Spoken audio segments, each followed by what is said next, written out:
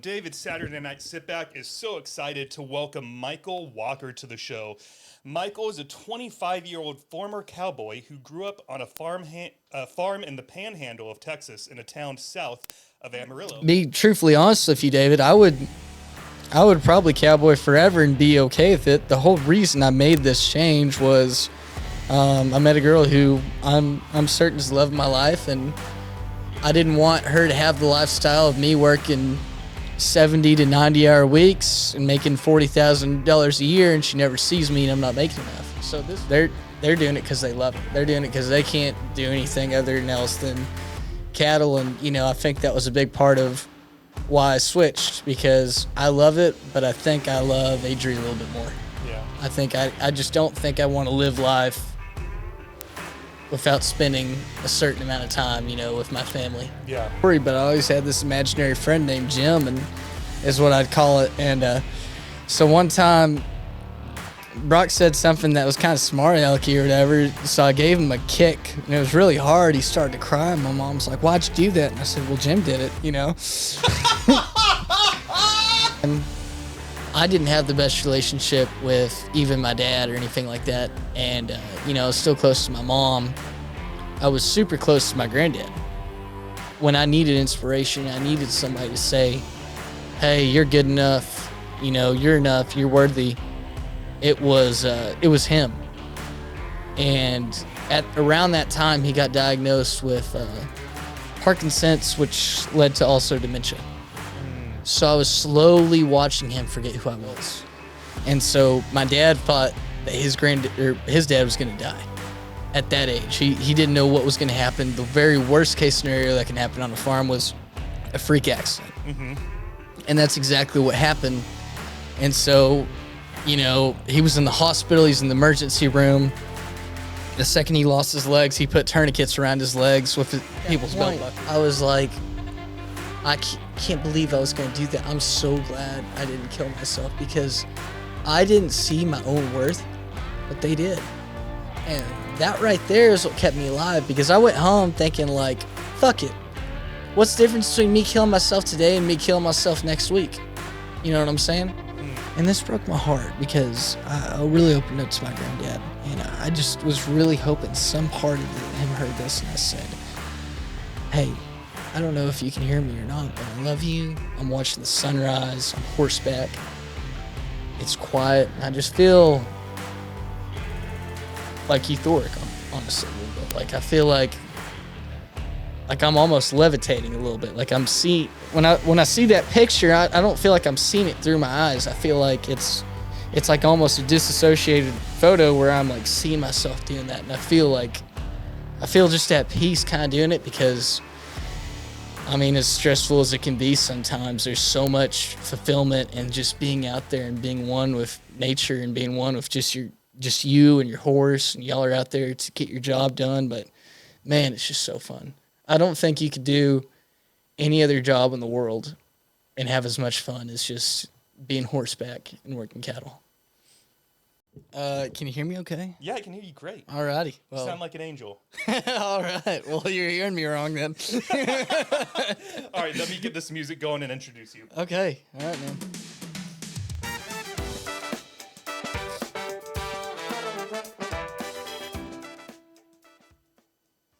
All right, everyone. David's Saturday Night Sitback is so excited to welcome Michael Walker to the show. Michael is a 25-year-old former cowboy who grew up on a farm in the panhandle of Texas in a town south of Amarillo.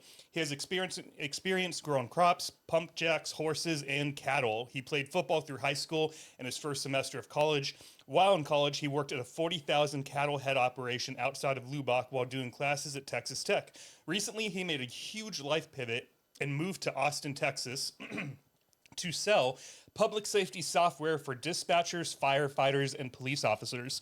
Today, Michael is on the show to talk about ranching, mental health, religion, forgiveness, family, and so much more. Michael, I'm really grateful to have you here. Welcome to your episode of David's Saturday Night Sit Back. Well, David, I just appreciate anybody taking the time to listen and talk to me, so that's been good. Dang good, he says. Of course we want to listen and talk to you. Yeah. I knew I wanted to talk to you the first time we met. Because the audience wasn't there. Tell them how we met. What was the first thing that I ever said to you?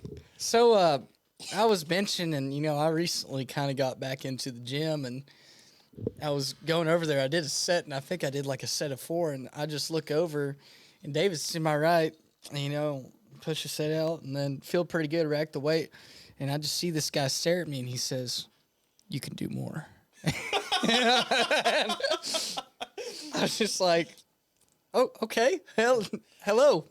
And you said at first you weren't sure, like, is this guy punking me right now? Is he trying to push me? Like you weren't really sure how to take it. No, I was like, I don't know if this guy's being a dick right now or just like trying to motivate me, Dude, I've had more than one friend tell me that the first time they met me, like just for a couple of seconds or maybe the first encounter or two, they thought I was sort of an asshole. And then they're like, once I got to know you, you're a pretty cool guy, David. You're all right. No, I don't think you asshole at all. I just think in today's world and everything like that, and sometimes people are like, you could have done more. It's kind of like, that's what people would say just to be kind of jerks about it. But no, I think you're one of those few people who like push people to the point. It's like, you being pro right now, Yeah. Yeah, no, I want to see you get strong, man. You're out here in Austin now, and you're back at the gym. Did you have anything like a Gold's back in your hometown? I had my high school gym, and we have a Planet Fitness. So Plainview, Texas, where I grew up at, isn't necessarily super, super small. I mean, it's about 20,000. So we have a few restaurants, and we have a grocery store, and we got one gym there, and it's a pretty cool place to live. I don't ever want to go back, but but it's pretty dang cool. It's not as small. I lived in Throckmorton, Texas for a few months, and that's like 750 people who live there total. I had to drive like an hour for a grocery store, so I mean it ain't that small, so I can't complain about it too much. I gotta stop complaining about my 12-minute drive to HEB. Dude, I used to have to drive 35 minutes just to get to work. 750 people. Yes, sir. Had you been to Austin before you moved here? When I was a kid, my mom and dad are kind of polar opposites in the way of my dad was born in Plainview. His great-grandparents have lived there, and he'd lived there his whole life. My mom, she moved to Plainview after she married my dad. They met at Texas Tech in Lubbock. And my dad, like I said, doesn't like to travel, but my mom loves to travel, and she does it for her job and everything. And she brought me to Austin whenever I was a kid, and I don't think my dad would ever step foot here, No? I brought him to Lakeway, and that was about as dang close to the city as he wanted to go. Well, because you said, before we got on mic that your guys' perception of Austin is that's probably a bunch of Californians. Yeah, no, it definitely is. And, I talked to my buddy, and he's like, well, the Californians and everything like that in Austin, and that's kind of the perception is everybody from California kind of moves here, which no disrespect to him or anything. So I wonder, you might be able to elaborate on something that someone at the gym said to me. This lady comes up to me, and she's like pointing at me, and so I take out my headphone, and I'm like, sorry, I didn't catch that. What'd you say? And she's like, oh, I really like your shirt. Where'd you get it? And I told her, and it led to like a solid 8, 9, 10-minute conversation. And then at the end of it, she was like, so what generation Texan are you? And that made me really happy. I was like, oh, she thinks I'm a Texan. Hey, there you go. Yeah. You made it. and I said, what's really funny? I actually just moved here about a year ago from California. And she says, you don't say. And I said, yeah. And I said, I take that as a huge compliment, though. Why'd you just assume that I'm a native-born Texan? And she thinks about it for a second, and she just says, you seem like you're doing all right. and then she was like, you're not anxious, you're not panicking, you seem like you're not really in a rush, you were down to talk with me for a couple minutes, and it's all just, you seem like you're all right. Dude, that's huge right there. You're invited to the barbecue right there. Yes! You know what I'm saying? You made it. So that made me wonder if that's the thing with Californians is if you can sort of peg them because maybe the culture out there is a lot more. We're on the move. We're on the move. What's happening next? Pick up your phone. Where are we going? What are we doing? Rush. And maybe some Texans are just a little more laid back, and you don't need to be in a rush. And it's okay to talk for 10 minutes in the gym. Mm-hmm. I don't know.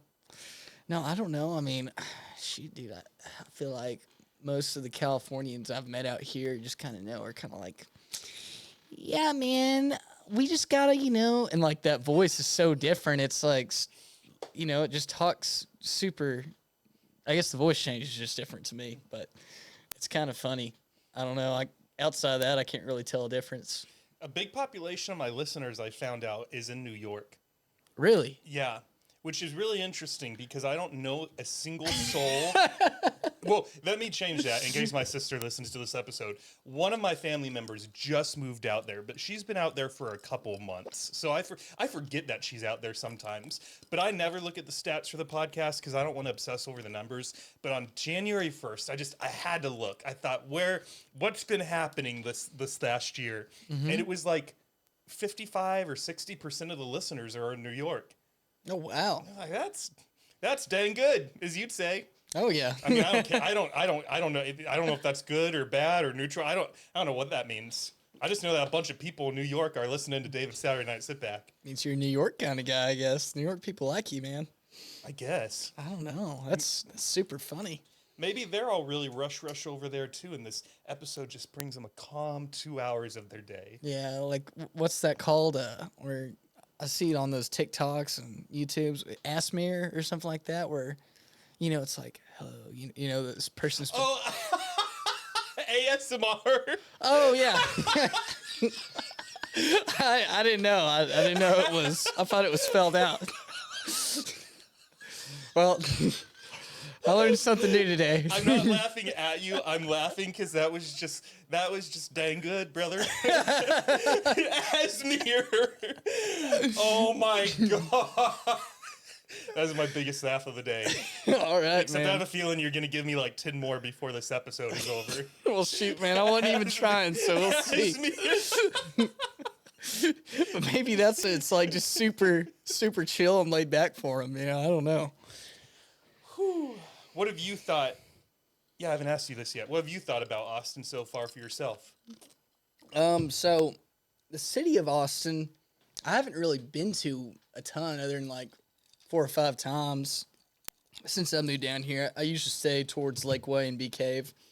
And something interesting about Lakeway and Bee Cave is there's a lot of, millionaires and everything like that. And it's kind of changed my perception on how these people live. And I found out a lot of these millionaires have certain habits that have made them successful and rich. They meditate, they work out, and they spend a lot of time reflecting, and they set goals, and they kind of try and hold themselves accountable.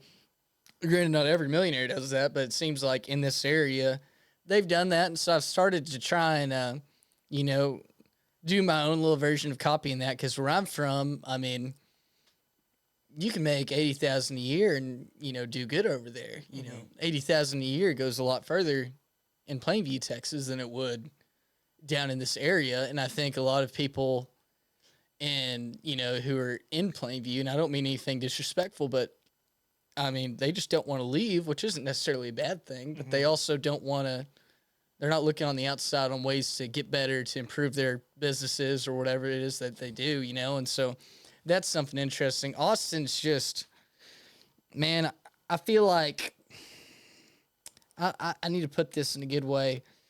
If I was just to pick up 50 random people in the world and just drop them into one place, that's how I feel about Austin. It's like you meet all sorts of people here in the city of Austin, man. So yeah, if you hang out at Zilker and Barton Springs and you go downtown a few times, you're going to see a lot. Even just on this podcast, I've met 60 people now, and all of them are wildly different. Oh, yeah. In good ways. Oh, yeah. No, I think it's about the most diverse place you can go. The only time I really go is unless I'm doing something. I met a cousin down there once, and then Tomas is my buddy I met through Texas Tech, and he kind of shows me down. He likes this area because he grew up in a city too, so he loves it. Shit, what was I going to ask you? I lost my train of thought. Oh, the millionaires. Okay. How do you know this about them? How do you know they meditate? Have you been finding yourself having conversations with millionaires? Yes, actually. So How? dude, I'll tell you, my boss is super successful as far as, he doesn't have a lot of personal money. He puts his money into the company. Is that the guy I met in the sauna? No, that's his son. Oh, okay. Yeah, that's his son. And Evan's really good too. Dylan, my boss, he's motivated. He always tries and, finds the best thing, but he doesn't spend a lot of money on himself. So, I would say he's a millionaire, but it's probably wrong because I think he only keeps what he needs and he invests everything back into the company to make it a better product and everything like that as well. And you said you started doing some of these things, which would in turn imply, would you like to be a millionaire one day? Because you said it, you're like, so I've started implementing some of these things. I've started goal setting. I've started going to the gym with your big buddy Dave. Uh-huh. I don't know why I just called myself that. I hate when people call me Dave. The big buddy Dave. So I'll tell you, before this, I was at a feedlot. And what a feedlot is between a ranch and a slaughterhouse. So you drop cattle off that had been at a ranch, and you pretty much bring them to a place where you put corn on them to put more weight. And that's where the 40,000 head operations come. And then bigger than that. My last one was a 70,000 head operation. And be truthfully honest with you, David, I would probably cowboy forever and be okay with it. The whole reason I made this change was I met a girl who I'm certain is the love of my life, and I didn't want her to have the lifestyle of me working 70 to 90-hour weeks and making $40,000 a year, and she never sees me and I'm not making enough. So this was my initiative to come out here. And, Evan I met through college, had a buddy. He offered me this sales job, and I just decided, all right, well, I want to do good things with the company because I believe in the product. And then, two, I want to make a better life for my girlfriend, Adri, which is why I'm even here in the first place. And so whenever you talk about implementing those ideas, it's just ways that I can be more successful in business, career, in my relationship, and as a person. So one thing is that I liked about your bathroom I want to share, but it looks like you have an accountability mirror, right? Oh, yeah, you do. Or I do. Yeah. You saw. Yeah, so I've been reading a lot of books recently to kind of help with mindset and help me get better. And David Goggins is one of the people who I've been reading, and he has an accountability mirror. That's something I've started doing is looking at myself in the mirror, coming to peace with my weaknesses, my strengths, and being like, you're confident, you're strong, you can do hard things, you can get it done. You know what I'm saying? Mm-hmm, mm-hmm. So I would say those were stuff I'm implementing just to kind of make me better, and in return, give my girlfriend a better life as well. Yeah. My first job out of college was we worked 70 to 80-hour weeks in January, February, March, and April, and August, September, October. So that was only 7 months out of the year, and that was a desk job. You're doing physical labor, so I could only imagine that when you're done with the workday, you're not going to the gym. So if Adrian, right? Adri. So if Adri wanted to go to the gym, you might not necessarily be super excited, be like, yeah, let's go, babe. Like, or if she even wants to go out for dinner, you might not be in the mood to be out in public. And so, yeah, I mean, it's a demanding job. And if on top of it, you don't have a lot of pay too, I could see why you wanted something new for yourself. But on the flip side, this also makes me want to get on like some 70-year-old rancher who's been doing it his whole life and, see what the other perspective is that got him to stay. You know, was it that he did it out of loyalty to his family? Was it, who knows what his reason could have been? But my follow-up question for you is, based off how long you've been in Austin so far, do you think you made the right decision to come out here? Well, there's stuff I miss every day, and it's like what you talked about, the old rancher. I think the difference between a rancher and a worker is if you're an old rancher, and you could be a top hand cowboy, and some ranches may not be able to still give you $70,000 a year, and that's peak money for a lot of places. Though a lot of places will give you 50,000 in your own house, but you're staying on that ranch and you're on salary and you're constantly on call. You're constantly working those long hours. So yeah, I think a lot of people stay because they love it, and it's a certain way of life that brings fulfillment. Yeah. Not everybody loves to go work at their job. There's you can work at a desk job and you can make $300,000 a year, which I know one of my buddies who I graduated with, he went off and he's working a desk job and he hates his life. Yeah. Yeah. That's why I quit my job. Yeah. One of my jobs. Yeah. The 70-hour-a-week one. Mm-hmm. Sitting in front of a computer 70-plus hours a week is not fun. I would rather do that than physical labor sometimes. Isn't that funny, that perspective shift, though, where you're like, give me that computer job, Or, I'll do it. Sorry, I'd rather do physical labor over the computer deal. Okay, That's what I meant to say. yeah. I had it backwards in my brain. Guess I got hit in the head too many times or something. How'd you get hit in the head? Have you actually been hit in the head? Oh, well, yeah, I got concussions from car accidents and football. All right, we'll talk about car accidents and football in a little bit. You go ahead, my fault. What was I going to ask? Oh, a Yellowstone question. Okay. If you couldn't tell based off of how I've decorated my house, maybe not the studio. You can't see it in the studio, but you were in the bathroom. I don't know if you saw like the sheets on my bed and the curtains over the window, but there's just like little bits of cowboy everywhere. Like I said, I'm in that clip that we made for today's episode. I'm the wannabe cowboy. But the question I wanted to ask you in regards to Yellowstone, based off the comment you just said about farms and ranches and they don't make a lot of money, is that there's multiple times throughout Yellowstone where either John or Beth or someone money will come up and like Dan fucking Jenkins. Remember him? The quote unquote bad guy in season 1 that ultimately gets shot by the. Anyways, it doesn't matter. Mm-hmm. A character goes to John and he's like, John, buy me out, buy my property so I can get out of Montana. And John says, I can't do it, Dan, despite what people say. We're happy if we break even. And Jamie's always, his son is always talking about the lack of money, and Beth seems to know there's a lack of money. So could that be one aspect of the story that's actually true, is that they as big as that farm is and as successful as they appear, they do it because it's principle, it's family, and they really could be like just breaking even every year. No, I think that's 100% true. And I had a professor, I graduated animal science from Texas Tech, and he always talked about prior to nowadays, you can make a little bit more money, but in the 2000s, ranching was a break-even business. Everybody talks about it, and I 100% agree. You're not getting into ranching because you want to be making millions and millions of dollars, unless, you got a dang good operation. But, I mean, I'll give you an example. Okay, R.A. Brown, have you heard of that ranch? Throckmorton, Texas, that's the one I worked on a little bit, and, they work year-round, 365 days a year.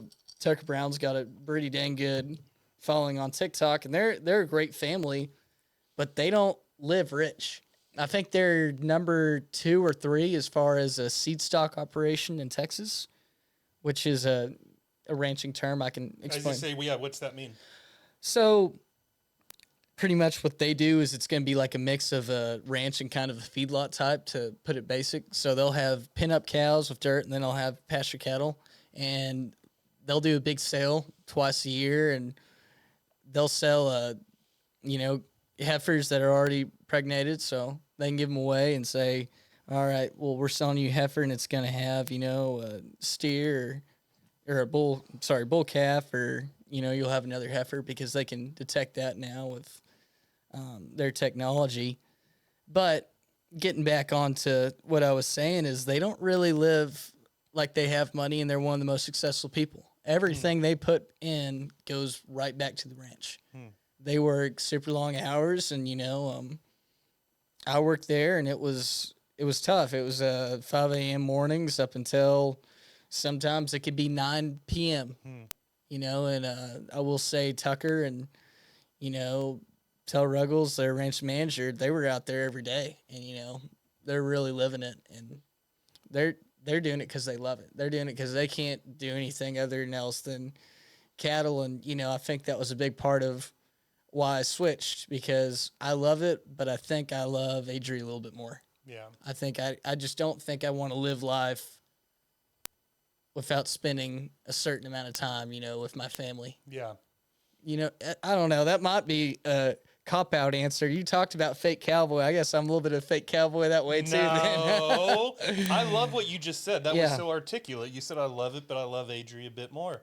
Yeah. And that's, dude, that's fair. No judgment here. Yeah. No I doubt. mean, maybe the Cowboy Coalition of Texas might come after you after this episode is released and drag you back, whether you want to go. No, I'm kidding. I'm sure that doesn't even exist. Well, so a good part I like about this job is, sales. I can live kind of anywhere, and I can do it remote. There's fire stations everywhere. Oh, you can do it remote? And I can just travel to places I need to go to, so I can make a cold call from anywhere. If they say get up to Vernon, Texas, or other places, then I can drive up there too. But my end goal plan would be to move back to my grandmother's got a ranch in Graham, Texas. I'd love to take over, and I could do literally my job from there while running some cattle. So The dream job. hey, I'll still be running it. I still have my horse too as well and everything. It's just we're both a little bit out of a job right now. Yeah. In that sense, out of a cowboy job. What was your favorite thing about ranching? My favorite thing about ranching was the mornings. And it was the mornings that you knew you had to wake up and you had to go out and gather cattle, and it was dark whenever you got up. Everything was just quiet. It was pitch black, so dang early, and you cinch up your horse, you put your saddle on, you're getting ready to go, put it on the bit, and then one by one, you follow out in a single file line. You have the boss in front of you, and we're all going in a trot and almost like a good pace, just getting out there, man. But I think I look back at that, and I'm watching the sunrise. I'm horseback. It's quiet, and I just feel like euphoric, honestly, a little bit. Like I feel like I'm almost levitating a little bit. Like I'm seeing when I see that picture, I don't feel like I'm seeing it through my eyes. I feel like it's like almost a disassociated photo where I'm like seeing myself doing that, and I feel just at peace kind of doing it, because I mean, as stressful as it can be sometimes, there's so much fulfillment in just being out there and being one with nature and being one with just you and your horse, and y'all are out there to get your job done. But man, it's just so fun. I don't think you could do any other job in the world and have as much fun as just being horseback and working cattle. Sorry, I went on a little rant right there. No. Do not apologize. We went from podcast to TED Talk for a little bit, You went there. Yeah. As you were talking about it, I was watching you on screen because you sort of look forward and down at the ground, and as you were talking about it, it's almost like you were the memory of the last time you did that was so strong. You almost like transported yourself into that moment for a moment. Yeah, I feel like there's certain points in your life where you look back and you can still see it vividly as if you were doing it yesterday. And I think I did it throughout college, and I think I did it after I graduated for long enough, and I can still look back and see it. Yeah. So you threw me a curveball because I have all the guests fill out an application of sorts before they come on. Okay. And when I read yours, it was the first time I sat back and just thought, wow, this guy is coming on the show? This is you don't give yourself enough credit. I'm referencing a few things, and we'll get to all of them eventually. Do you even remember what you wrote down? Oh, man, I just remember kind of trying to talk about myself, but I'll be honest with you, David, I hate talking about myself a little bit. We're about to do it. I don't mind, but it's kind of hard, and, like I said, I'm just appreciate you coming out here and listening, and yeah, I mean... I think this will be good for you. It's funny because I was actually the episode I was just editing for this Saturday. Mm-hmm. Towards the very end, I forgot that he said, I said, well, Fabian, is there anything else you want to say before we wrap up the episode? And he said, and I thanked him for coming on the show. I said, thank you so much for being here. You're a busy dude. You got a family. You got a full-time job. You got some side hustle. And you make 2 hours out of your day to come here. Like, I'm honored. And he says, can I tell you something? And I said, yeah. And he said, the first episode that I was on, it was with a group of people. It was with 4 other dudes. And he said, when they told me they were coming on, the only reason I said yes is because I felt sort of peer pressured into it. Mm-hmm. And then about 6 months later, you invited me back onto the show alone. And as soon as I saw that text, I said, hell no. And he said, then you hit me up again about a month later. And then you hit me up again about a month later. Mm-hmm. And on that third time you hit me up, you reminded me of something my brother told me, which is I need to get out of my comfort zone more. And I started thinking about why I didn't want to go. And I didn't really have a good answer, except that I was just nervous. So that's why I finally said yes. And he went on and ranted for a little bit more. But I'm going to take that clip and turn it into, sort of a 60-second video like the one you and me made before recording. Because I have 10 or 12 guests that haven't been wanting to come on the show, and I want to send that to them and just be like, look. Yeah. Look. Yeah, just see it. It's okay. Look what this guy said. He's in your boat, too. David, I remember telling you, I was like, man, I don't know if you really want me being on your podcast because I've never done anything like this before, but I can't believe I'm here either, to be honest. Are you having fun? Oh, I'm having a blast. All right, good. We're just 2 dudes just drinking, and microphones happen to be in front of us, too. Talking about asthma. Asthma. Or whatever you said, asthma. That's what you said. Asthma. I had no idea what you were referencing. I was like, here's our first ranching term. Let's go. Okay. Nope. Trying to get people term. I just screwed up, man. I'll tell you. So let's go back a few decades. Okay. What do you remember? What's one of your earliest memories? Shoot, like, dang, Could man. be anything. Could be family. Could be something ranch related. Could be something with one of your siblings. Let's start with that. Do you have any siblings? I do. I have an older brother. One older brother. How much older? He's 3 years older than me. What's his name? Brock. Shout out Brock. Shout out Brock. Where's Brock living at these days? Amarillo, Texas. All right. Is he on the family ranch? My brother never liked ranching or farming. He's a doctor. Brock's trying to be a millionaire too. Hey, he'll get there for me. Hey. What kind of doctor? He's a family doctor. We had a pretty good family doctor in Plainview, and it's something he knew he wanted to do his whole life because he liked, as weird as a kid is, going to the doctor. And which is super weird, right? I was gonna say let's invite Brock on the show, but never mind. Shoot. He liked going to the doctor? Yeah, he did, just because he liked to learn. He kind of liked to, you know what I mean? Would he be asking his doctor like a million questions while he was there? Yeah, I'm sure he was annoying as crap, man. So he's like a pediatrician then, if he's a family doctor? Does that sound right? No, he just kind of does like clinical work, man. He was just like, you ever seen that show Young Sheldon? That like little kid that's always kind of like, actually, that's not right because scientific. Yeah, that was my brother. You know what I'm saying? He was always kind of a little bit very invested in that stuff and always wanted to know whenever he was a kid what to do. Now, he still liked sports and other stuff growing up, but he was really interested in being a doctor. So good for him for following his passion and following his dreams, and I really admire him for doing that, A lot of people said he couldn't make it, and he did a 4.0 through college, and he did great, and I couldn't be more proud to, even if that's one of the only things people remember me as is being Brock's little brother, I'm totally okay with it. I love my brother to death. So. I don't even know who Brock is. I only know Michael. To me, Brock is Michael's older, nerdy, annoying brother. Oh. Michael is the star. Maybe I shouldn't have phrased him as so dang nerdy, because he'll probably...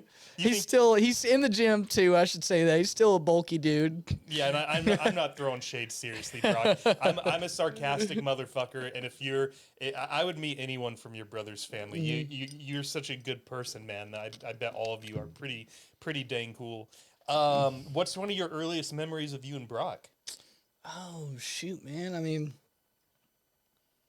we did a lot of stuff together. As far as we did a lot of zoo trips and everything, but there's a zoo where you would lived? No, we go out to Fort Worth, man. I was like, you lived on a ranch, and that's what you spend your free time going is from seeing all these animals roaming free to all these other animals in captivity, and you're just like, dang, that was a good weekend. Let's fancy everything up. You know what I'm saying? Just like seeing animals behind fences. No, man. All right, so you go out to Fort Worth, you'd go to zoos. Well, my granddad was from Graham, Texas, which is a small town about west of Fort Worth by about an hour and a half. And so he would take us there. And, you know, we grew up with my granddad quite a bit, you know, and we would just go out and see him, and he'd take us to do stuff like that. I mean, as far as early memories of my brother, I don't think anything really, you know, steps out. We fought a lot as kids, you know what I mean? Fist fights or like just word fights? Dude, fist fights were pretty bad, you know? Really? Yeah. How bad? Dude, I think we hit our last fight was whenever I was like 19, and I think that was our like peak fight. And am I allowed to talk about this? Yeah. Okay, all right. So I was kind of being pretty disrespectful to my mom, which my brother didn't let that slide. So next thing you know, I was disrespectful, and instantly he goes and he tries to pick me up. And, you know, he's shorter than I am, but, you know, friend's a little bit stocky, you know. He's about 200 plus pounds or whatever. So he's going, and I'm freaking punch him in the face while he's doing it. And then he started, you know, just got me on the ground. And finally I was throwing punches up. He was throwing headbutts down. It was pretty brutal, man. But we thought quite a bit whenever we were little kids. And, you know, I remember one time, my mom loves to tell this story, but I always had this imaginary friend named Jim, and is what I'd call it. And so one time Brock said something that was kind of smart alecky or whatever. So I gave him a kick, and it was really hard. He started to cry, and my mom's like, "Why'd you do that?" And I said, "Well, Jim did it, you know." So my mom likes to tell that story. All right, so who is Jim? It was just an imaginary friend, just a made up person. You know what I mean? Whenever I was a kid. About him. Oh man, I feel like I'm going to therapy. I don't know what there's to say. I was just like 7 or 8 years old. Do you still talk to him? No, I don't, man. I mean, did you talk to him? He must have got a new phone number, but yeah, I used to talk to him or something. What would you talk about? I don't know. I was just 6 or 7, dude. I don't even remember what I was talking about. I mean, that's just such a great story. You looked at your mom and said, Jim did it. Well, I was totally BSing because I didn't believe Jim actually kicked it. But the fact that you even said it is like that. I'm going to call my mom after this. Okay. Not right after this. It depends how much we drink. I'll call my mom tomorrow. I'm going to say, Mom, did I ever say something like this? And I'm going to tell her that story. Mm-hmm. Because when I was a kid, I always fantasized. I always imagined a lot of things. Are you hot? You want me to turn the AC on and close these windows? No, I'm good, brother. You sure? Yes, sir. You're sweating over there. Oh, dude, I'm just a little nervous, man, but it'll be good. No, drink more. You want a shot? I'll take a shot. Vodka or whiskey? What kind of whiskey you got? I got a couple. You know, just fill me up on vodka Red Bull. That'll energize me anyways. You sure? Yeah, I'm good. Why'd you change your mind? Oh, I just want a Red Bull a little bit, to be honest with you. Appreciate you. I got you. All right. Energizing up. All right. So you guys caught some of that. I'm not going to cut all of it out, but I'm going to cut a little bit out. We're back, and you were talking about Jim. Okay. That was your friend, right? Yeah, like my imaginary friend as Yeah. a kid? Yeah. So the thought I just wanted to complete real quick was that as a kid, I always fantasized about a lot of things. So when I was really little and I was watching Superman, I would like daydream at school about like, what if I was a big buff superhero in a cape saving people's lives? Or I went through like a secret agent phase where I was like, oh, what if I was this secret agent and I was just like this badass fighter and could fucking climb up the sides of buildings. So I fantasized a lot, but I never had like to my knowledge, we'll see what my mom says tomorrow. I don't think I ever had an imaginary friend though. So that's cool to me though. I think that's awesome. Yeah, no, whenever I was a kid, I used to want to be a firefighter whenever I was about 5 or 6 years old, and I wasn't allowed to do it because, you know, like you said, you fantasized about wearing a big cape and being Superman. I was a little bit too more took those actions. So I found a Zippo ladder one time, started burning pieces of paper in our living room, and it got a little bit too much for me to handle. And I say, "Mom, Mom, Mom," and so she freaks out. She's like, "Ah!" You know, she gets in the kitchen or living room, stomps it all out and everything like that, and then looks at me and she says, "You're not being a firefighter when you grow up." So that ended up the dream for me. Did you want to be a firefighter at one Whenever point? I was like 5 or 6 years old, and that's why I was lighting crap on fire. I was trying to put it out, but man, I don't know what I was thinking. Now you're selling this. Now you're selling equipment to them. Yeah, no So you doubt. sort of got into the industry Early. in an outside perspective. Yeah, no, man. I don't know. I'm sure at some point my parents probably had to take me to a doctor to see what was wrong with this kid, man. They probably thought I had No. I probably had a Yeah, man, that sounds normal. I love burning shit when I was a kid. Okay. Of July was All like, right. as a kid, dude, that would be like, I probably like Christmas more than 4th of July because Christmas you get gifts. But 4th of July, man, that was when you were allowed to light stuff on fire. You want a straw so you don't have to battle with all that ice? Sure, man. I'll take it. Is this All right, how about favorite, what holidays look like growing up on the ranch? You guys celebrate any of them? Any traditional ones that maybe you guys didn't celebrate?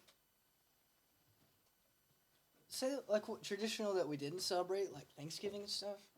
Yeah, move, bitch. You get green. Just what did holidays look like in your family?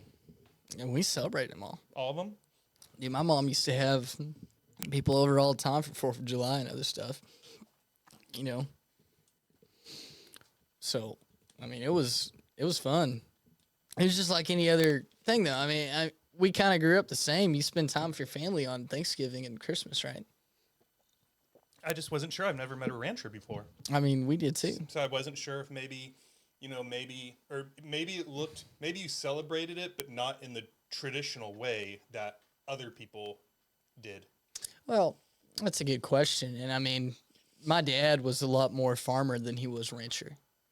From the sense that he was a lot more into the crops and everything like that. He didn't really mess with the cattle or horses or anything like that. That was more my mom's side. So that ranching background I got a lot more from my granddad because that was the dude who Christmas Day he was up, checking the cattle. Thanksgiving he's checking the cattle. And he would just do quick run-bys and you give a bale of hay if it's snowing, and that was kind of more his area. But I mean, we celebrate every Christmas with my granddad before he passed. And, that's kind of what that looks like. Yeah. All right. Football. When do you start playing? Dude, I've been playing football my whole life. Texas football's just really fun. It's different. And I thought I was a pretty dang good little football player until I moved down here. Because I met this person at the gym, and I thought I was talking to this grown man. And, I wouldn't say I'm little by any means, but I'm talking to this dude who looks, like he's 23, 24. And I asked him, I was like, what do you do for work? And 6'3" looking dude, he's like probably 200 pounds. He's like, oh, I'm 15 and I play on the football team. I was like, oh, what are they feeding him out here, man? Who was it? I might know him. Oh, I don't remember. I don't remember at all. Did you ask him his name? No, I was just kind of in shock that he was 15 years old whenever I thought he was like. Was it the Golds and Bee Cave? Yeah. Yeah, there's that place is a breeding ground for big boys. Oh, yeah. I have this conspiracy theory that they're putting something in the water because I've had the exact same reaction to like 3 or 4 different dudes where they're just big. Oh, yeah, they're putting some creatine in there. Yeah, they are. Creatine, the water fountain. Scoops. Oh, yeah. Yeah. Dude, like in Batman, did you ever see the Christian Bale Batman movies? You know how they were pouring in number 1, they were pouring that stuff into the water? At the very end of the movie, they're in the underground tunnel with the scorpion guy. It doesn't matter. Oh, shoot, dude, I'm sorry. Yeah, no. I'm trying to blank. Don't be sorry. Yeah, they're putting something in the water in Bee Cave. And it could very well be creatine. But that being said, so you weren't as big as him. You were a little bit. No. This boy was bigger than I was. At 15 years old, he was bigger than me. A full-grown, developed guy. And I weigh about a buck 80, buck 85. Yeah. And I don't know, man. I mean, I don't know if he was taking some deer steroid pills or what he was doing, man. I mean, probably just taking crap load testosterone or something, or if he was huge. Let's go with those DSPs. Yeah. The deer, what'd you call them? Deer steroid pills or something. Deer steroid pills, DSPs. Yeah, DSPs, man. Where'd you go to high school? I went to Hale Center, which was outside of Plainview. Plainview was a bigger high school. My parents wanted me to go to a smaller one, just because more community. So that's where I went to high school at. How were you doing in your freshman year of high school? I struggled a lot my freshman year of high school as far as, just mentally and everything. And like most 14-year-olds, I had a horribly hard time finding my place in life and finding my crowd and everything. And, there was only 60 people in my grade. And we were one of the bigger classes, like one of the biggest classes. And so, I mean, you're trying to find yourself and your place and everything. And it was a little bit rough. What were you looking for? Were you you were having a hard time trying to find it? Let me just leave it at that. What were you looking for? Okay, good question. Purpose. We're all looking for purpose. And I didn't know my purpose in life. I didn't feel like I had any friends. And I was incredibly hard on myself. What were you hard on yourself about? The things you just mentioned. Why don't I have a purpose? Why don't I have friends? All these people seem like they know where they're going and they got friends. Was that sort of it? Well, I mean, it was just all sorts of, stuff I felt like I was failing on in life. I played football. I was always, growing up, I was a late bloomer. So I was smaller and I was struggling with that. I wasn't doing good at that. And, I didn't really feel like I had a whole lot of friends either at that time. And I was a little bit hard on myself from the viewpoint of I just felt like I wasn't, enough, I guess is to point it. I wasn't good enough. I wasn't doing anything enough. Like, I felt like, at that time, I didn't have the best relationship with even my dad or anything like that. And, I was still close to my mom. I was super close to my granddad. My granddad's the one who got me into ranching, and he was the one who owned those pump jacks I was talking about. So he did oil and cattle for a long time. And, at that time, when I needed inspiration, I needed somebody to say, hey, you're good enough. You're enough. You're worthy. It was him. And at around that time, he got diagnosed with Parkinson's, which led to also dementia. So I was slowly watching him forget who I was. Mm-hmm. That was rough. The one person that you felt saw you was forgetting who you were. Yes, sir. Yes, sir. The one person who I felt like even acknowledged me sometimes was fading away. Why do you think you guys were so close? Or why do you think he saw something in you that other people weren't seeing? I think something I can speak highly of my granddad, and I think, me as a person, what I would like to do, and I think I challenge everybody to do is he was from a small town, but everybody knew him because he made everybody feel important. He listened to their interest. He wanted to learn more about them, and you do the same things, David. You're very invested in people, and he was a very old school guy. He loved to have a laugh. He loved to joke around, but he loved to make people feel important, including me. He was always so proud to talk about me to anybody, and he loved his family. Yeah. What was going on with you and your dad why weren't you guys this close? So I don't want to disrespect my dad because I used to not have a great relationship with my dad, and my dad didn't ever really tell me I was good at a lot of things. My dad was particularly kind of hard on me, and he'd get mad easy. He'd have a short temper. He didn't, he was a very different person I was. As he didn't really care what other people thought. He didn't like to go out and do things. He wasn't a social person. He liked to stay inside and, You know, the second school was over, I was expected to be home, do homework, go to bed, do it all over the same. So I didn't have much of a social life because of my dad. He was a very strict guy, and I think he comes that way from his story and kind of the stuff he went through. Yeah. And I'm sorry to interrupt you. No, you didn't. I interrupted you. You were still going. Keep going. You know, I think when you look at people like my father, and you can easily judge and say, how could you not tell a kid, you know, he's worthy or anything like that? I think people need to look into it and be like, all right, who was telling my dad these things? Because my dad wasn't telling me, but nobody told my dad, hey, you know, we see how much you work. We appreciate what you do and everything like that. Yeah. That's a good point, man. I've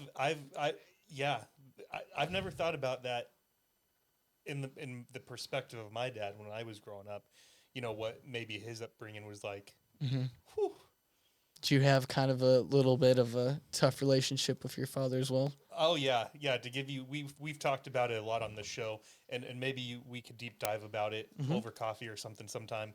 But the one thing I will tell you is, with the exception of seeing him at my sister's graduation in 2022, him and me haven't talked in over a decade. So if that gives you any indication as to where we're at in our Yeah. relationship or lack of, Yeah. I don't know what does. No, I agree with you, man. And I always thought at that time I was going to graduate and I was going to go to college and I was never going to speak to my father again. Are you guys talking today? Yes, That's of course. Cool. I mean, the key to it was forgiveness. And I think another key is to realize his story. And so my dad, growing up, you know, I always talk about my granddad, the rancher. His family was farm. My mom's was oil and cattle.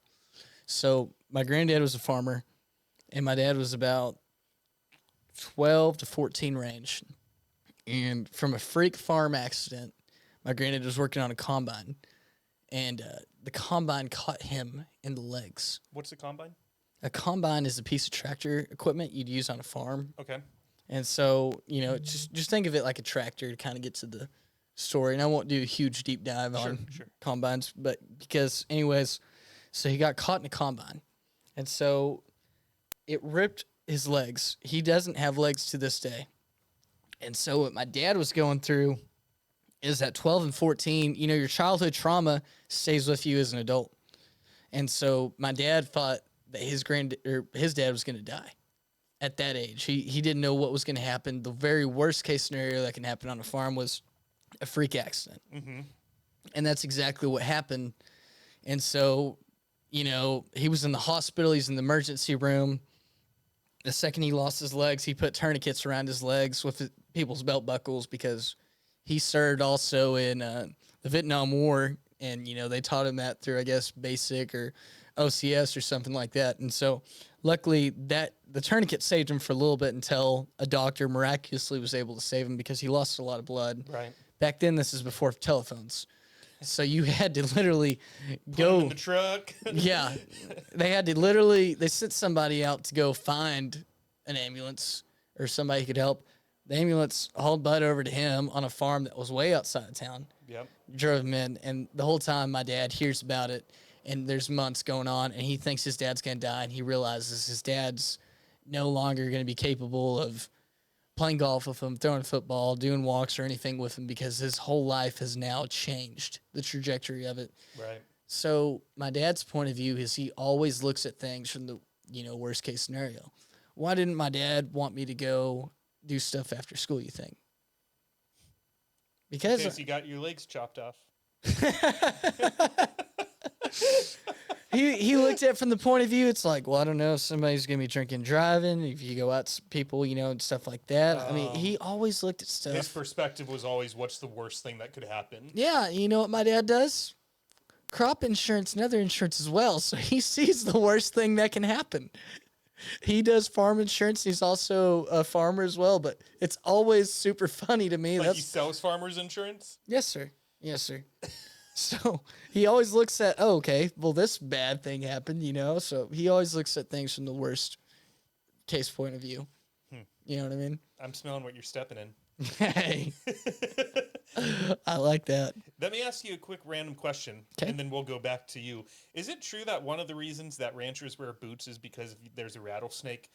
If it bites you, first of all, it won't penetrate the boot, but then also you can just stomp on it and kill it? I heard that somewhere recently, and I was like, oh my. So there's like actually a really practical reason for wearing these. And thus, this person was completely bullshitting me because they saw me and they were like, this guy clearly knows nothing. I could tell this guy anything and he'll believe me. Okay, some truth to that. I mean, where I grew up was flat and you could see for miles. So if you saw a snake, you probably saw it 2 miles away. Think about the area of Kansas. That's a lot like the area of Texas I grew up on. The reason I wear boots is because if you look at the boot, and you look at the indentation from the heel to where the leather of the boot is made. This is called a spur heel. So that is what your spur sits on whenever you're riding horses. So that's why. I mean, so there is some practicality. Oh yeah. I mean, outside of the snake stomping. Yeah, and you'll see a little right here, a little marking where my rough outs are. That's where my spurs were. So right where that spur heel is, that's where you would use your spurs on a horse and everything like that. And, shout out to Preston Crutcher, who forgot his boots one day and was cowboying in Hey Dudes and spurs, which was a super funny sight.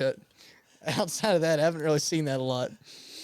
This is my first time wearing my boots in Texas. I put them on for you. Oh, heck yeah, brother. I love them. They look nice. I felt like, what's funny is I wore them all over the place in California.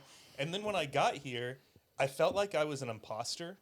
And I was like, I feel like I need to get through some sort of rite of passage before I can wear these.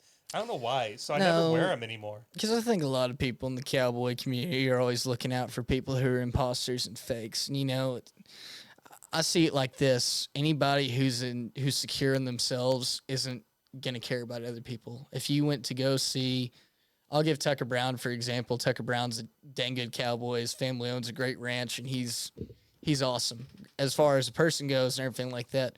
That's a guy where if he sees somebody like you wearing cowboy boots, he's going to be like, heck yeah, man, I'm glad you're enjoying the culture. People who are insecure, who maybe aren't ranchers and aren't cowboys, aren't going to care what other people are wearing. Because why are you being like, oh, I'm more cowboy than that person? Why are you thinking that? You're thinking that because you're insecure about the cowboy you are, right? Same thing. Well, here's my opinion on it. Give it. Okay, David Goggins doesn't go around the gym and tell people you're little. David Goggins knows he's big and ripped. Why is he going to waste time saying, oh, I'm bigger than that person? No, he's focused on his race. He's focused on being his best physique. A true cowboy is going to focus on him. He's not going to ask somebody. And Dale Brisby, I don't know if you know who Dale Brisby is. I'll talk on that later. He has a great thing where he recently said on a podcast where you don't ask, a true cowboy didn't ask somebody how much head of cattle somebody has because it's rude. That's like me asking how much money do you make a year?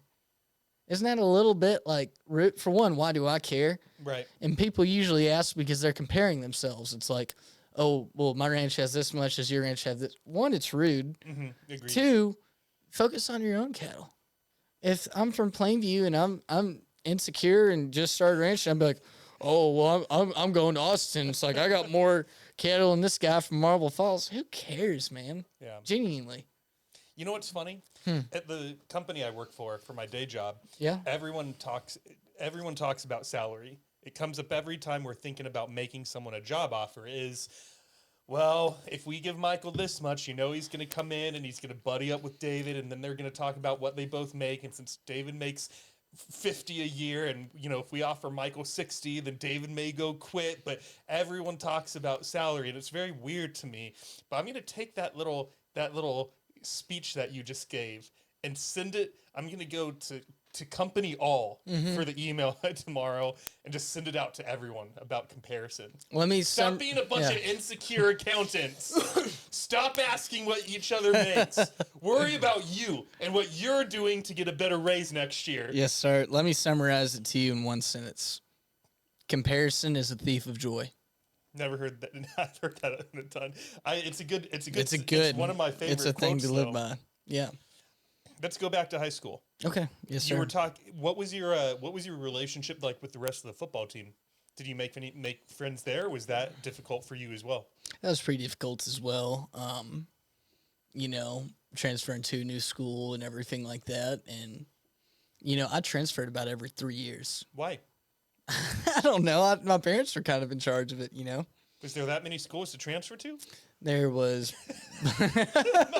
How were you You had a class of 60. So- What were all these 60 persons? I mean, there's 4 classes. 60 times 4 is 240. Were there just like a bunch of tiny little high schools all over the place? Let me explain to you, sir, because I think I made everybody misunderstand. Y'all forgive me. It's my first podcast, okay? And there's a lot to talk about, so I'm trying to do it right. So, to summarize it, there's Plainview High in the Plainview School District, which I started at. And then it was Hale Center, which is a 10 to 15 minute drive from Plainview. And it's a population town of, I think, about 2,000. And that was another school I could go to. And I ended at Plainview Christian, which was a Christian school not affiliated with Plainview High or anything like that. Mm-hmm. And that was even smaller than Hale Center. Like, I graduated really, because I said 60 at Hale Center, because Hale Center was where I spent the majority of my high school, right? Plainview Christian was like my last year and a half, 2 years-ish, or I don't even remember. It's been so dang long. And I graduated, I think, about 23, my class. Yeah. That Matt guy who I called before the podcast, he went to Plainview Christian as well. Oh. Mm-hmm. Yes, sir. He sounded like it.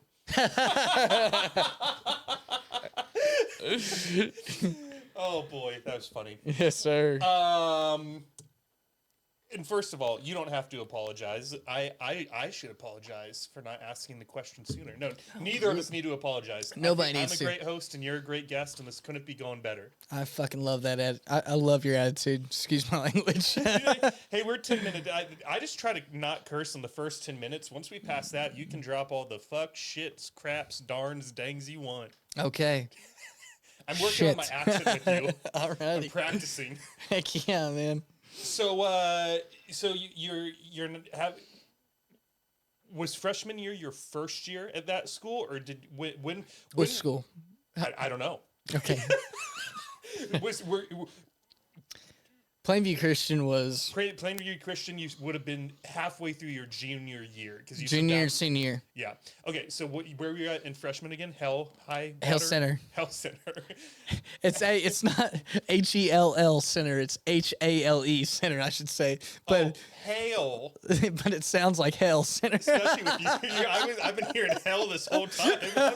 No wonder they put you in a Christian school. They put you through hell, and then they're like, we need to get some Jesus in this man's life. He's been through Hell Center for 3.5 years. Isn't that, who names a town like that though? Honestly, because From people Hell Center to Plainview Christian. Center of Hell. You know what I'm saying? Ooh, it was hot. Yeah, no doubt, friend. Yeah, no.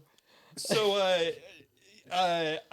you referenced something. I'm gonna leave this vague because Okay. I want to get the story leading up to it. Okay. But you referenced something very specific that happened when you were 16 years old. Okay, I get what you're saying. Okay. Lead me up to that. Yes, sir. Okay, like I said, freshman year at Hill Center, I was having a hard time finding my place and my purpose. You know, I mean, it was just very rough for me, and it was kind of hard. And, you know, like I said, I didn't have a great relationship with my father. Sophomore year at Hill Center, it wasn't much better. I made maybe a few more friends, but, you know, I wasn't fitting in and everything, and it was just kind of a hard little bit of life. So junior year, my parents knew something was kind of up and wrong with me. So, and they put me in a Christian school thinking that was going to help a little bit, I guess. And, you know, as much crap as, you know, Christian schools got, it did save my life. And I'll tell you what happened is up until I was about 17 years old, I was an atheist from the viewpoint of there was no God. And I didn't think there was anybody to save us because there was so much bad stuff going on in the world. How can a just God let all this happen? Mm-hmm. And, you know, and I know a lot of listeners and people out there have had bad experiences with the church and, you know, probably other bad Christians. And I just want to be the first to say, I'm sorry. But I mean, if we read through what I think God wants us to be and talks to us, you know, because Jesus says it doesn't matter who we are, just to kind of come to him. And, I still believe that. I'm not trying to turn this into a religious podcast, but I'm going to get to the point because I did address that. And I didn't want to cross any lines of religion or anything, but I just wanted to address that because it's a big part in why I didn't do what I did.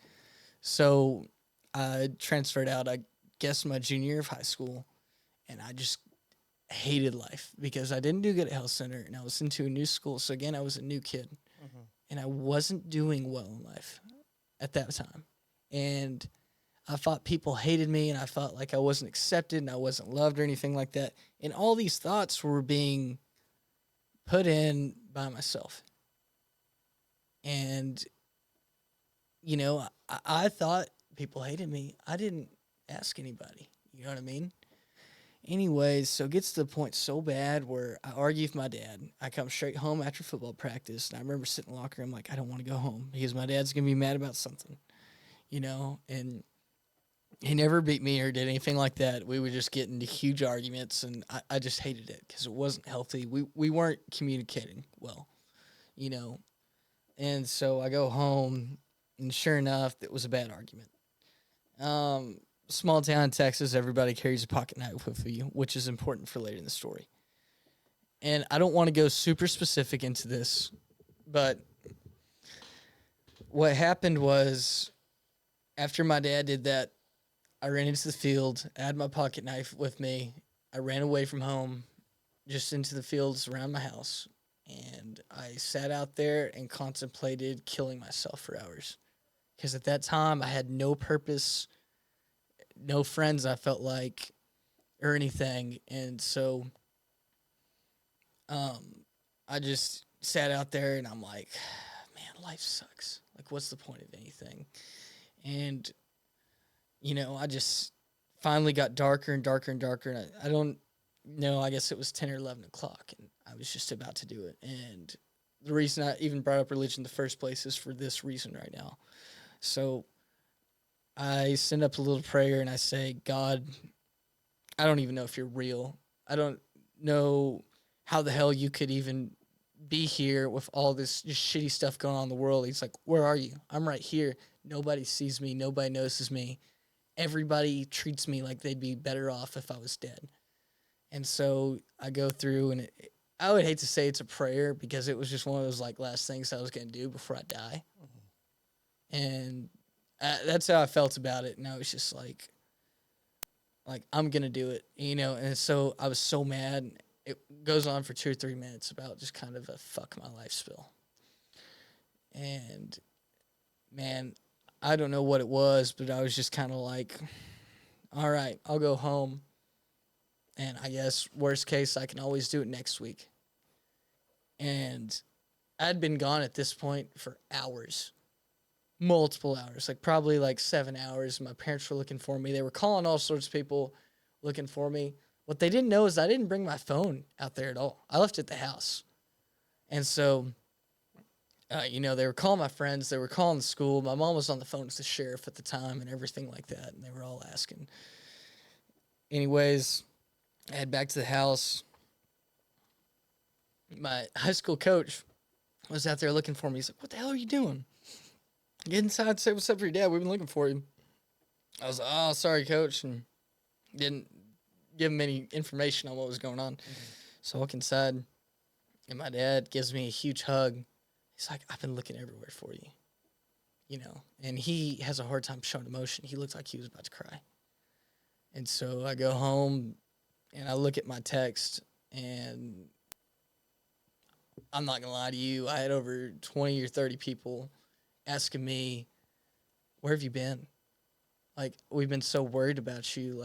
They're my classmates, they're my friends and everything like that. And all this time I'm thinking, man, nobody cared about me. Nobody gave a fuck if I lived or died. And then I look at my phone and I was gone for 6 or 7 hours. I wasn't even missing for a full day. And I got all these texts, calls and everything like that. And my buddy, who I consider my best friend, but didn't even think cared at me at the time, they were saying was crying his eyes out because he couldn't find me. He didn't know what was going on. A lot of people were very worried because they didn't know what was happening, And at that point, I was like, can't believe I was going to do that. I'm so glad I didn't kill myself because I didn't see my own worth, but they did. And that right there is what kept me alive because I went home thinking like, fuck it. What's the difference between me killing myself today and me killing myself next week? You know what I'm saying? Mm-hmm. And so the whole reason I brought up religion is that prayer. And then a year later after that, I still wasn't religious, even weeks later. And then a year later after that, I ended up getting saved. And I realized, like, like as shitty as the world is and how bad we can look at it, there is love in this world. Because there's hate, and if there's hate, there has to be love, And I just felt like, I got saved, and I can dive deep more into that, but I don't even, and that's a huge point of it too. But another point I want to make is we're never alone like we think we are, and like if you were to do something like that, I would be bawling my eyes out, David, and we just met each other like a month ago, and, like I would feel horribly bad and everything like that. I'm just saying there's so many people that care about us, and I feel like a lot of people have a hard time showing it, but that was my story. I am, I was going to commit suicide, and I didn't do it, and I felt like there was no way out. I felt like I didn't have any purpose. I didn't have any worth, and I was like, the world's not going to miss me. The world's been tough to me, and it was through my friends and family that I pulled myself out. And I'm grateful every day because this life has been such a blessing. I'm so sorry to be ranting that much, by the way. So, you had a rant to tell that story. It was a good rant. You got any questions or anything about that, or? I do have one question, sir. I don't know why, but can I give you a hug? Yeah, go for it, man. We need it, man. Thanks for having me on here, dude. Thanks for being here, man. I appreciate you letting me talk, really. So, yeah, that's tough to talk about. That's tough. I'm not gonna lie. To this day, and now I'm 25 years old, so that would have been 9 years ago. And I wouldn't be here. I almost killed myself 9 years ago. And I know we all struggle with purpose, and we all struggle with thinking we're alone in this world, but man, I just feel like that's the biggest lie we can tell ourselves. Yeah. Because everything I was saying about, oh, nobody loved me, who's telling me that? It was me. It was in my head, you know what I mean? And just changing your mindset can do so much for you. Yeah. Dude, I really want to thank you for telling that story and being so genuine and transparent because, one of my hopes for this podcast is that it reaches people who are in a place where you're at, and they can hear that story at a significant time before they get to the place you were at, and they start thinking about, I think that story could change people's lives and perspectives from the sense of someone may hear that and hit pause and not even listen to the rest of the episode and just be like, damn, is there something I could do other than take my own life to really find out who loves me? And people might hear that story that you just said, and they might sit back and or lay down in their bed and start thinking for a few minutes about, like, has anyone told me they hated me? Has anyone told me they want me to die? Right. Has anyone told me that Earth would be better without me? And I really think, man, that story could dramatically shift someone's perspective and get them in a healthier way of thinking. Maybe not overnight, but you could have just set them on a course that could have changed someone's life for the better. So thank you so much for being able to talk about that. And I do want to know what the next year looked like and why you got saved. So could you talk to me a little bit about what happened between that, and also I don't want to, I sort of just acknowledge this, but I gotta say, dude, that's so freaking cool that you had all those messages on your phone. Oh, and dude, you got to have that moment of like, oh my, like, do you remember talk about that specific moment a little bit more when you looked at your phone? Did you cry? Were you smiling? Were you laughing? How did you react to that? I literally was like, what the fuck, man? I was like, genuinely, it wasn't a, oh, that's cool. It was like, what the fuck? Right. I mean, I'm gonna cuss because that's exactly what I was thinking. It was like a, what the fuck? Like, nobody told me before. Like, I had to go through that for y'all to text me. Right. You know, like I went missing and I really did go missing. I was a missing person for a little bit. I hate to say missing because I think you got to be gone for 24 hours, and I was only gone for. Dude, imagine if you were gone for a whole day. They would have had the SWAT team out there. They were Dude. panicking over 6 hours. Knowing my mom, a whole 24, there would have been the helicopter would have been flying over that land looking for this kid. knowing my mom, and it was so late at night you just couldn't see, and she was on the phone with the sheriff, apparently chewing his ass out and said, "You better get out there."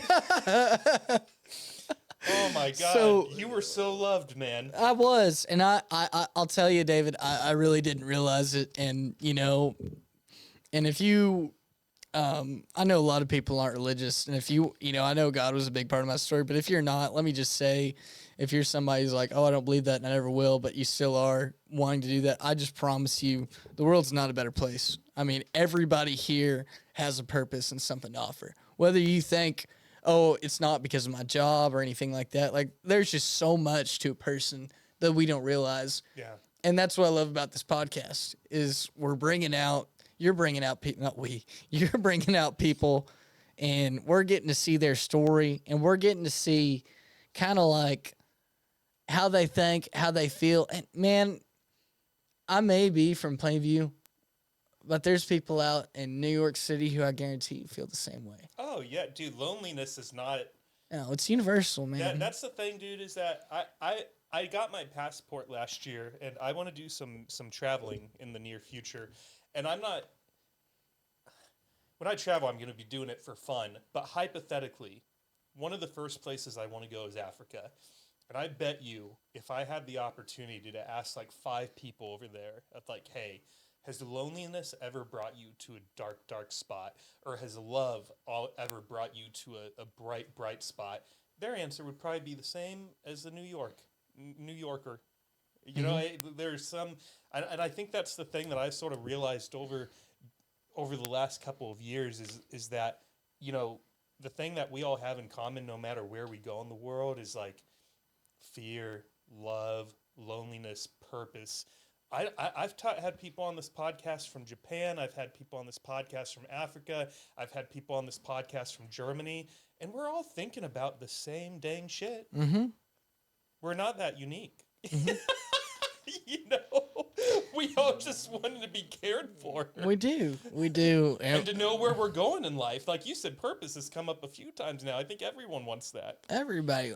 And I like what you said about that, and I completely agree, because we're all like that in a way of we think, where am I going and everything like that. But you can think of, you know, you brought me out here like, oh, Rancher Plainview, that's different. And it is as far as occupation. But are we not still people? We're not still humans. I'm still going to feel the same emotions that you feel. Right. We all still long for what's the purpose, what are our goals and everything like that, you know. And what I like about the accountability mirror, we talked about millionaires at the beginning of this podcast. Mm-hmm. And something I started saying every day, you know, is like, I'm confident, but, you know, if you're not feeling loved, you need to look at yourself and you need to look in the mirror and you need to say, I am loved. Because 90% of the most hate we get is from ourselves, not other people. Who tells somebody, you know what I mean? Somebody can make a negative comment, and I think this happens all over the world, is I can get 10 compliments in a row, but if somebody says any negative thing about me, I used to be so bad about focusing on that one negative part, that ruined my day. Now I could have friends left and right, and I might call them and vent and be like, somebody said this, this, and this, but man, why am I focusing on that? You know, if somebody, and this is my belief, if somebody's going to make a negative comment, if I'm going to say something negative about you, it's not, my comment was never about you. It was about myself. You know what I mean? I was so insecure that I have to say something mean about you to make me feel better. Were you ever that person in high school? Yeah, I think before, you know, I got saved and before I started making an effort to be a better person, because I was so miserable and such an asshole back then. You know, whenever I was an asshole. I'm gonna be just plain honest. I was a dick to people. I was so dang mean. That's insane to me. Oh yeah, I promise you, you didn't want to meet me. I've had a few people sit in that seat and say the exact same thing, and it blows my mind every time. I was insecure. I hated myself. So what's gonna make me feel better? Well, I was insecure in high school too, but I was just silent. I wanted to be invisible. So I think you have. That's why I think it blows my mind when someone said. I had one guy. I think he even said like, "Yeah, I was a bully. Like I was a fucking dick." And if I could go back in time and apologize to a few people, I would. So I think to me, what I like about sitting here is I get to see other people's perspective, and then I meet someone like you who's just the salt of the earth. No. Yeah. I was invisible, but I wanted to be heard. I was invisible, but all I wanted to do was for people to hear me. Yeah. And, I used to do stuff. I used to be teachers say to me in class because I'd be disruptive. I would talk a lot and everything like that. But I just wanted to be heard at the end of the day. I wanted people to be like, no matter if I was the villain or anything like that, at least people were acknowledging me. Yeah. That's how I felt back then. Real quick, before we move on, I just want to thank Michael, first of all, for being here, and thank you, the audience, for tuning in tonight. At this point, what's crazy to me is only about 2% of the audience has taken the time to give the show a 5-star review on Spotify, a 5-star review on Apple Podcasts, and or subscribe to the YouTube channel. Guys, it doesn't take any of your money. I would never ask for your money. And it only takes about 2 minutes of your time to go do those 3 things for me. And the bigger we grow this pod, the more people will hear Michael's story. And as you can tell, I've already invested a ton into this thing. And the more subscribers and 5 stars we get, I'm just going to take any sponsorship money or anything we get and turn it right back into the podcast so that we continue to grow more and more and more. So if you haven't yet, as me and Michael continue to talk, take a couple minutes throughout the rest of the episode to do those 3 things. I'm grateful for you guys. Back to Michael. What did the next couple of days look like? Was there anything significant that you were thinking about, or did you change anything? Or I'm just so curious. Like, what did the following week or month or couple of just whatever duration of time did you see any kind of shift in your thinking or how you acted towards people or anything like that? Yes. I think the biggest thing that took my eye was curiosity. You know what I mean? And I think that was a big reason almost why I didn't do it, because I was like, well, what's a week? And then I started watching a couple of days, and I go back to school, and everybody's like, hey, hope you're okay. And I'm like, and I never told anybody the correct story. I lied. I was like, oh, yeah, I just... I was on a walk. Yeah, exactly. I was riding my horse. I was just out in the field hanging out, and I fell asleep, or just the most bullshit, dumb answer that everybody didn't question, or, you know what I mean? I'd give people all sorts of variations. So I think people knew I was lying, but, everybody's like, yeah, okay. And so everybody asked. So I think curiosity capped in the next couple of weeks, and I started looking at life a little bit different as far as the mindset of, all right, everybody cares and everything like that. And so, I started liking myself a little bit more because I'm like, oh, okay, all right, people care. And then I was kind of got to the point where I'm like, maybe I should start caring about other people a little bit more. Stop being such an asshole a little bit. You know what I mean?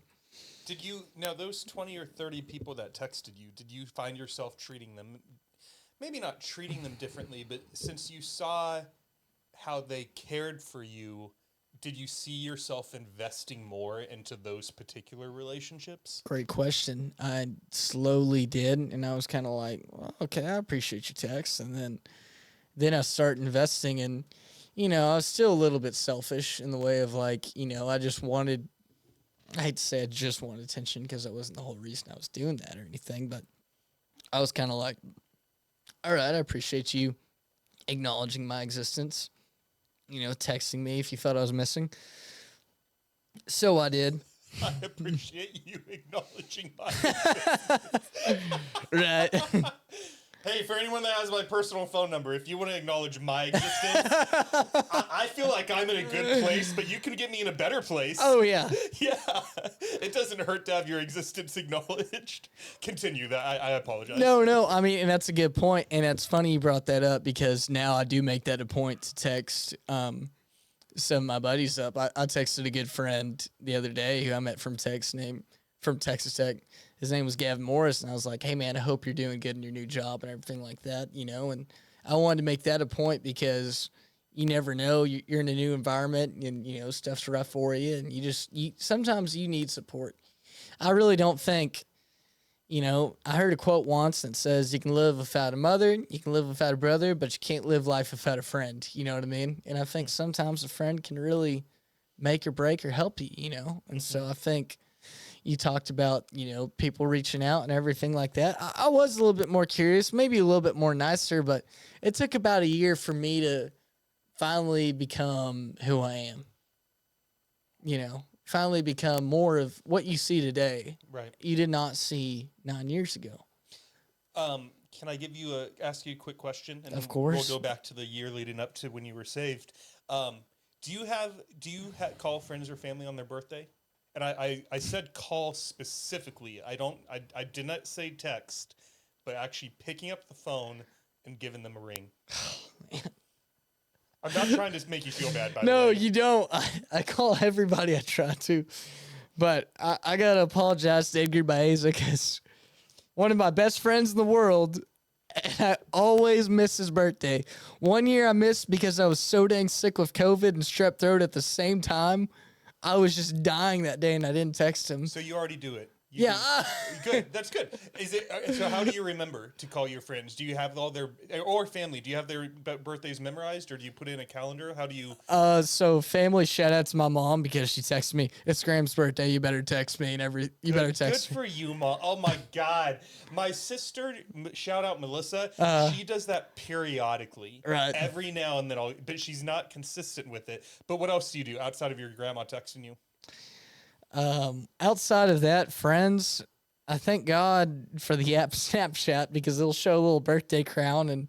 But if you don't log into Snapchat, you can miss it. Oh yeah, and I do miss a lot of birthdays sometimes, and funny enough, getting this job with Evan, who you met, his little birthday popped up on Snapchat, and I said, "Happy birthday." He's like, "Thank you. What are you up to?" And I'm like, "I'm in between jobs, but I think I'm getting out of ranching." And he's like, "All right, we'll come down. We might talk to you." No shit. Swear. Nice. See, well, and here's why I ask is because I was with a friend once. Here in Austin, an Austin friend, and while we were hanging out, it was in the evening, and I was like, "Dude, I'm so sorry to do this because I'm hanging out with you, but can I take I forgot it's Mike's birthday. It wasn't Mike. I don't know who it was, but I was like, it's Mike's birthday. Can I call him real quick?" And he's like, "Yeah, dude, go ahead." And so I gave my friend a call, and we talked for 5, 6, 7 minutes. It was quick, but then he was like, "Dude, that's awesome."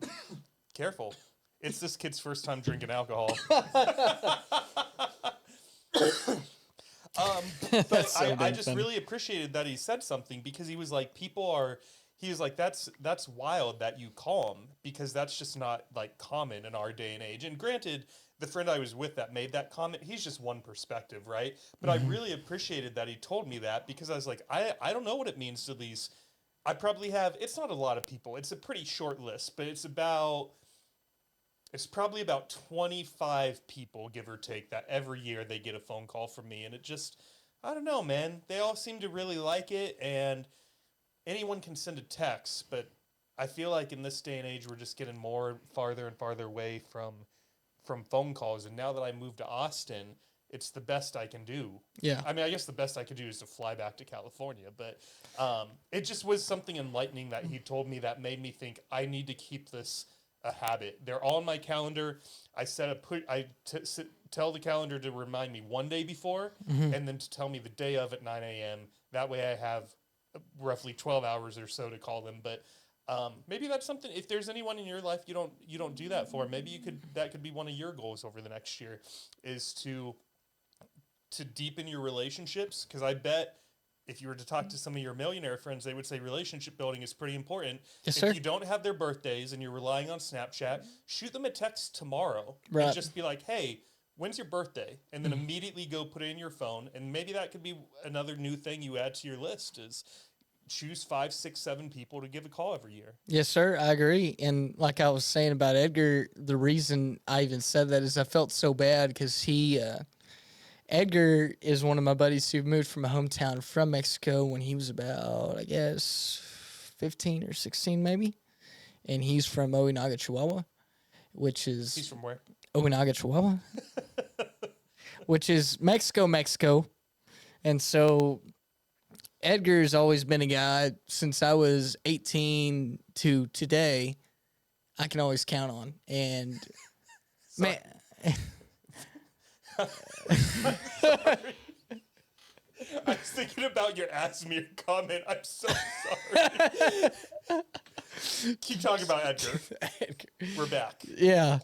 So Edgar, is a very special person, and I don't want to dive too deep into his life, but he had I would love to talk about Edgar because I can talk about him all day. I don't feel comfortable personally putting up his life story without talking to him first because, it's amazing. It's very inspirational.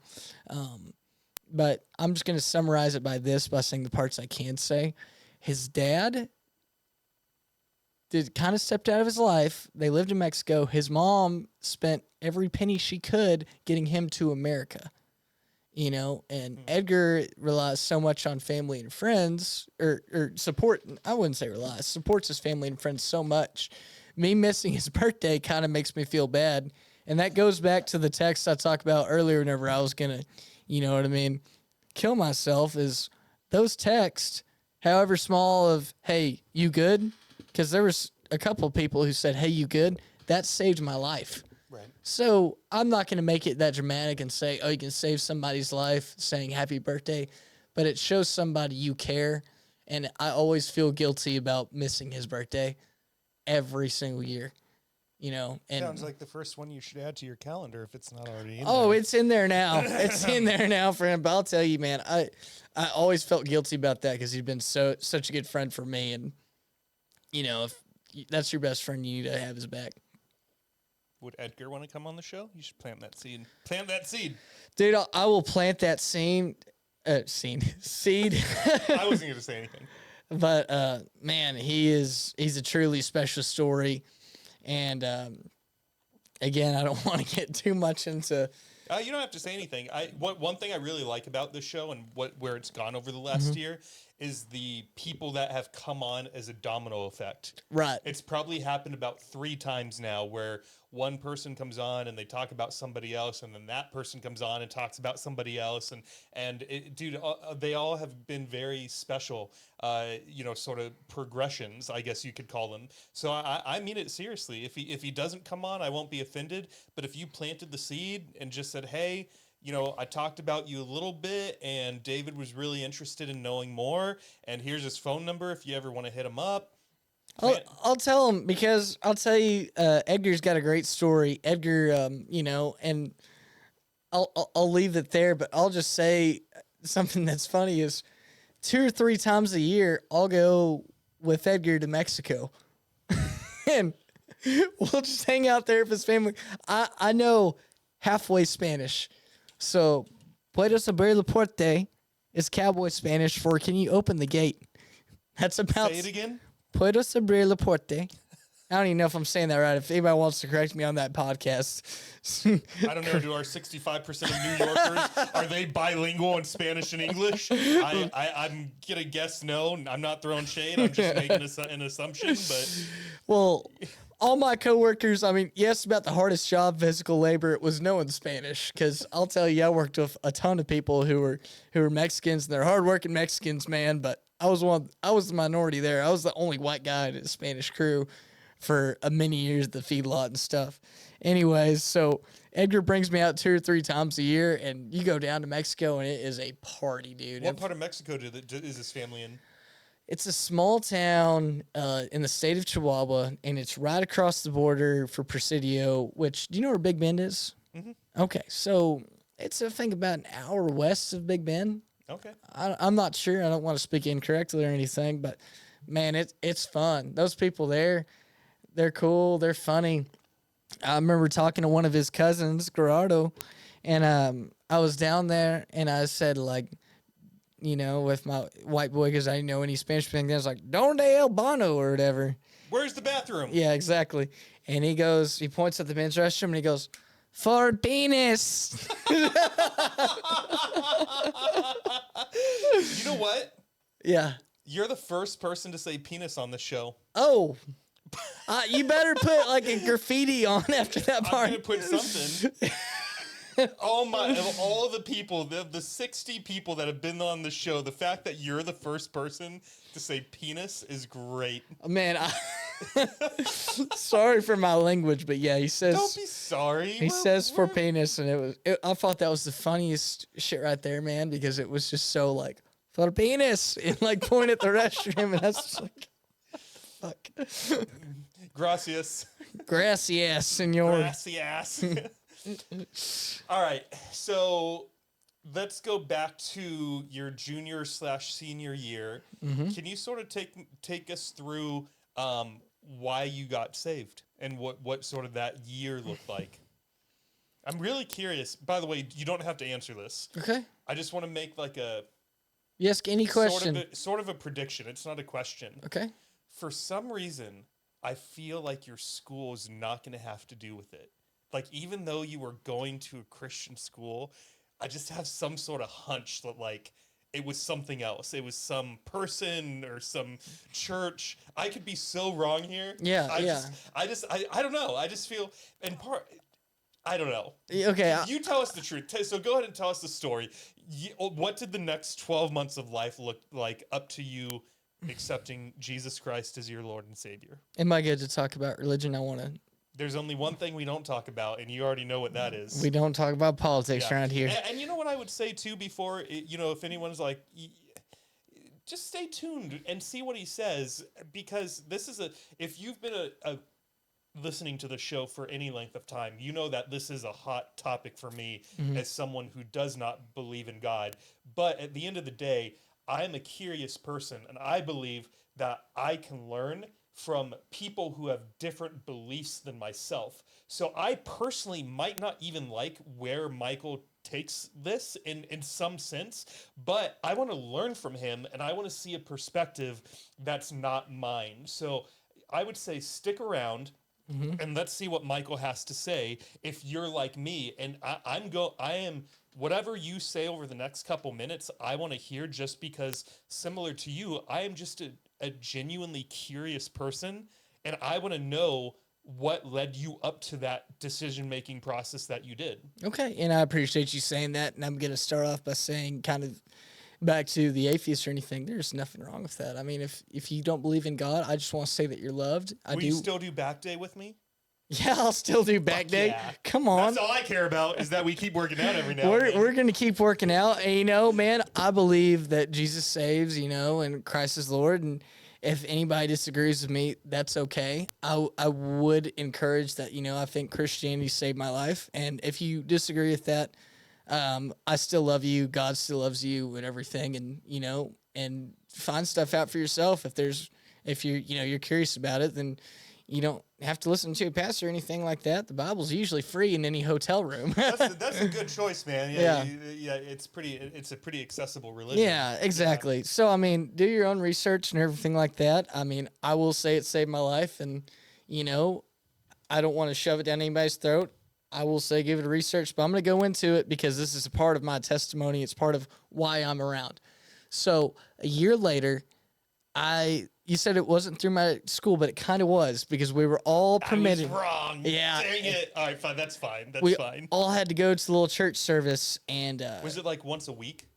Would they have? Yeah, we had chapel, but this one was different. This one was, we went to an actual church and we had a guy speak. And the story is a biblical story about Zacharias. And so how the story goes is Zacharias, Jesus was preaching. Zacharias was a tax collector. Zacharias was the worst of the people.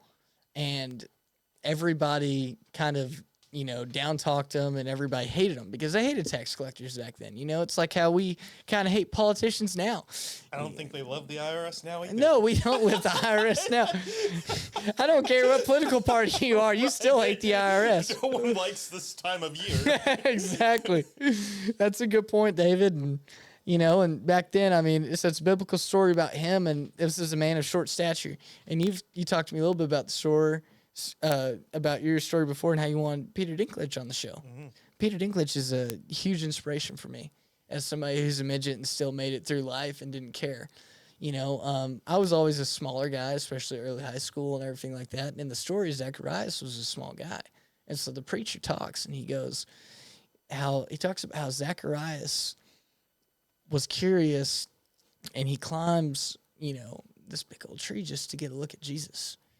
And at that point, he sees him, and, Jesus calls him out from the crowd, and he says my name. He says, Zacharias, come down. And Jesus comes down, he talks to Zacharias. Zacharias gets saved, and he doesn't go back to being a tax collector or anything like that. And I can't tell you why that story resonated with me, other than one opinion is for my whole life I felt small. And maybe not small from the perspective of, oh, I'm a short, tiny guy or anything like that, because I don't feel like I'm super short or anything, but I always felt small. I always felt like tiny in life in the big picture of everything like that. And I felt like through the story, and I'm not quoting it very good. I mean, if y'all want to Google that story, you go right ahead, because it's going to tell you a lot better than I do. But, man, I'll tell you, through that story, I learned a little bit about, like, it didn't matter how big or small I was, that Christ cared. That was what saved me, because at that point, I was like, oh, shoot, like, at this whole life, I felt like insignificant, unimportant, the small guy, the one who nobody mattered, nobody liked. At that point, I started going to church and everything like that. And it wasn't until 2 or 3 years ago, I got baptized. And so that was my story. So when you heard this story, you were probably 18? 17, but I was a pure atheist. I was. Why did it take you? Actually, let me ask you that. What does that term mean for someone who might not know, to be a pure atheist? Didn't believe. You believe in nothing, essentially? Yeah, didn't believe in God.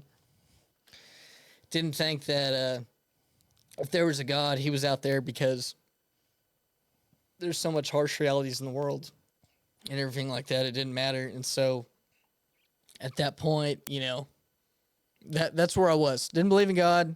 He didn't exist. Too much harsh stuff going on in the world. If there is a God, God doesn't care about some guy named Michael from Plainview, Texas. And you were still at this line of thinking when you were 17, 18? Yes, sir. So what happened over the next 6 years? You were 23 then when you got baptized, or 22? I think I was 22. So what sort of happened over those next 4 years? And you don't have to talk about this just from a religious viewpoint. I'd be curious about college, family, like anything and everything that you think is a significant part of your story. I kept building on my faith after that story about Zacharias. At that point, I was like, I'm going to start going to church. Like, I believe. Like, that was what separated me from being atheist to a Christian. Was there a lot of churches in your neck of the woods to choose from? Yes, sir. Yeah. I mean, we're pretty much Bible Belt down there too. And so I started going, and and I started reading on my own and everything like that. And college was hard, because after I got saved, I didn't know where to go next. Because a lot of people, my parents were religious and they were Christians, but we didn't really go to church consistently. Yeah. When I think I was about probably from anywhere from 10 to 12, we just kind of stopped going to church. And, and that's okay. If you don't have to go to church every Sunday to be a Christian anyways, or anything like that. So anyways, we stopped, and I didn't really have kind of faith other than whenever I was kind of a kid, and then I lost it, and then it kind of came back to me. But anyways, college was tough, because when I was about,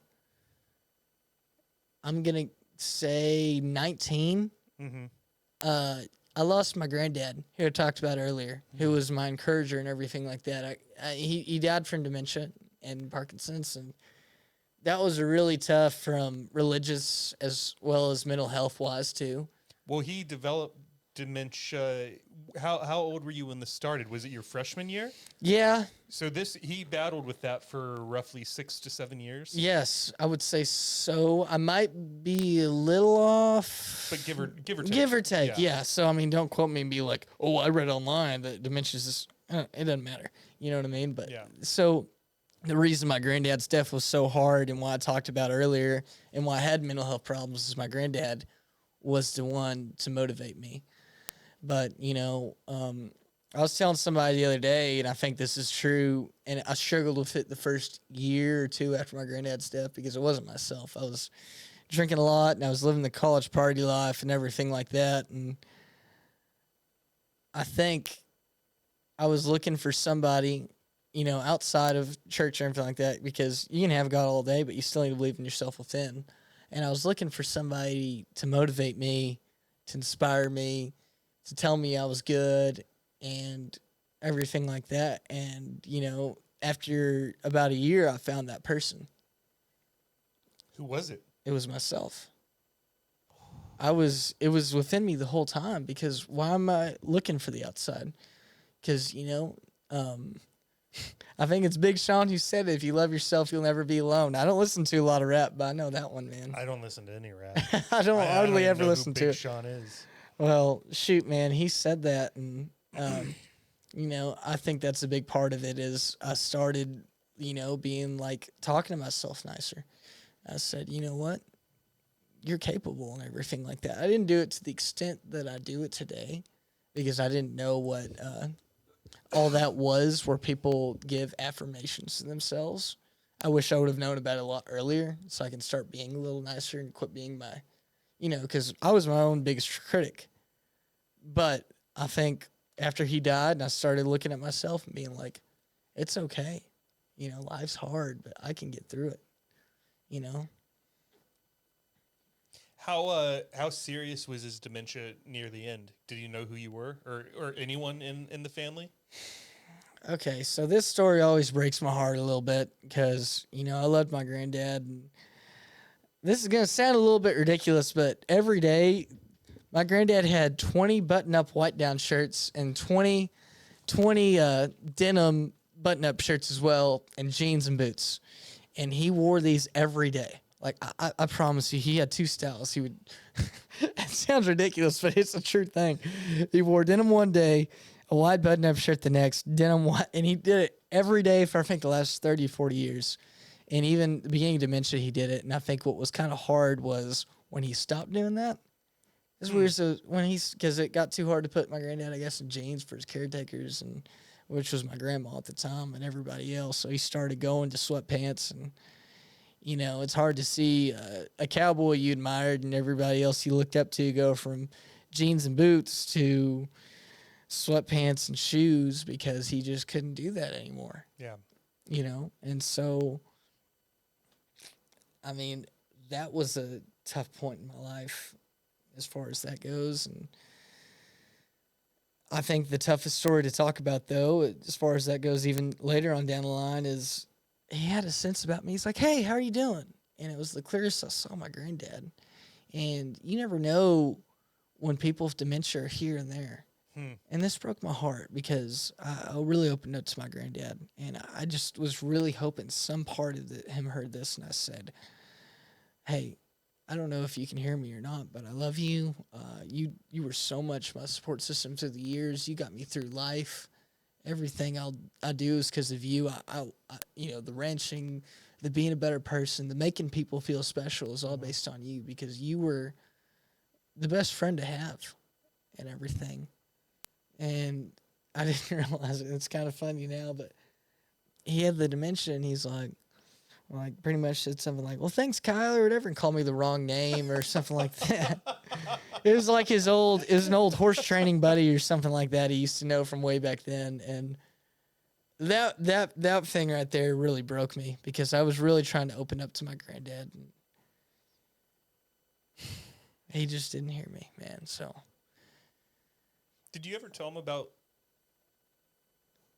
Sorry, do you need a minute? No.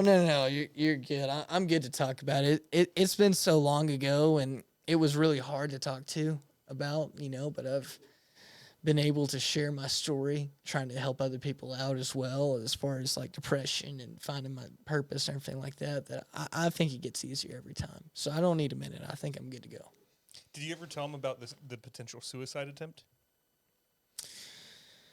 You know, David, I didn't, because he was getting gone dementia, and you know, you never know which version of my granddad you were going to get every day because of how bad of a disease that is. And so I never was able to tell him. He's pretty far gone after the time I got saved. And at that point, I didn't really tell a lot of people or anybody. But I just couldn't find the heart in it to tell him to him. And, you know, I know he watches over me, so I think he knows by now, but that's it. I never told him. No. Sorry to give you the long answer. Don't be sorry. That's the nice thing about podcasting. It's made for long answers. Right. Where have you told your story? You've mentioned that who have you shared this with?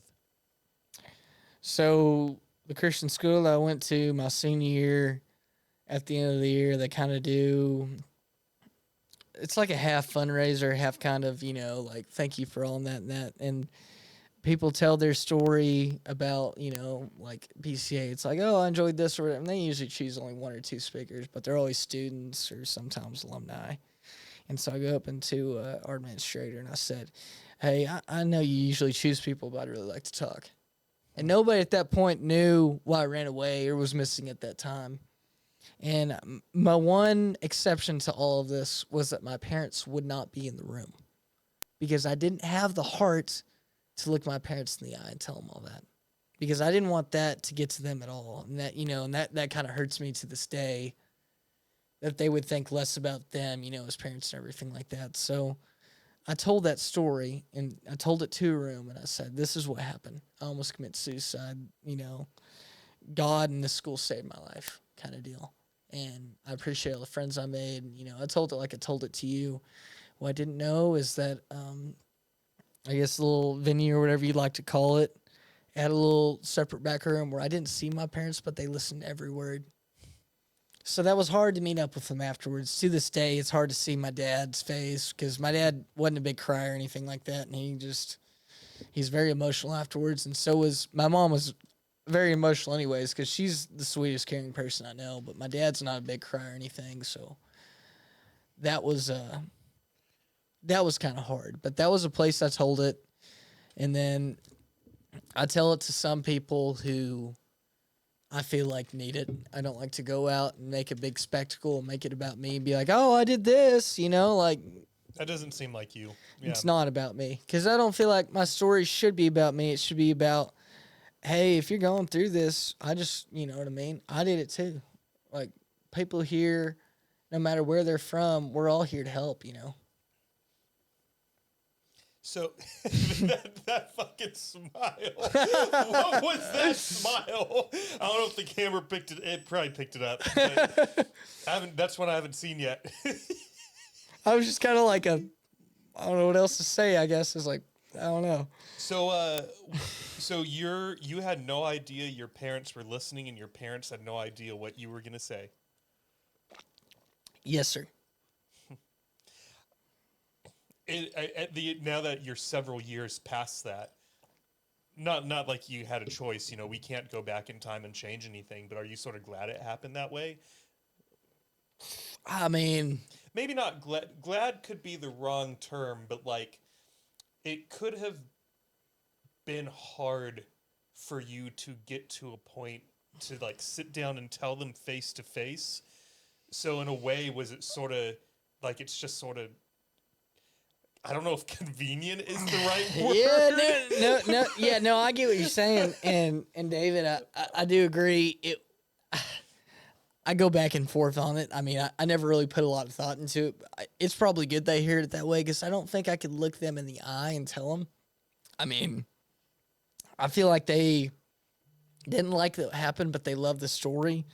And so, I don't know, man. I feel like it was good either way. I mean, they found out. My mom was proud. My dad was proud, just to be like, well, thank you for sharing that, you know.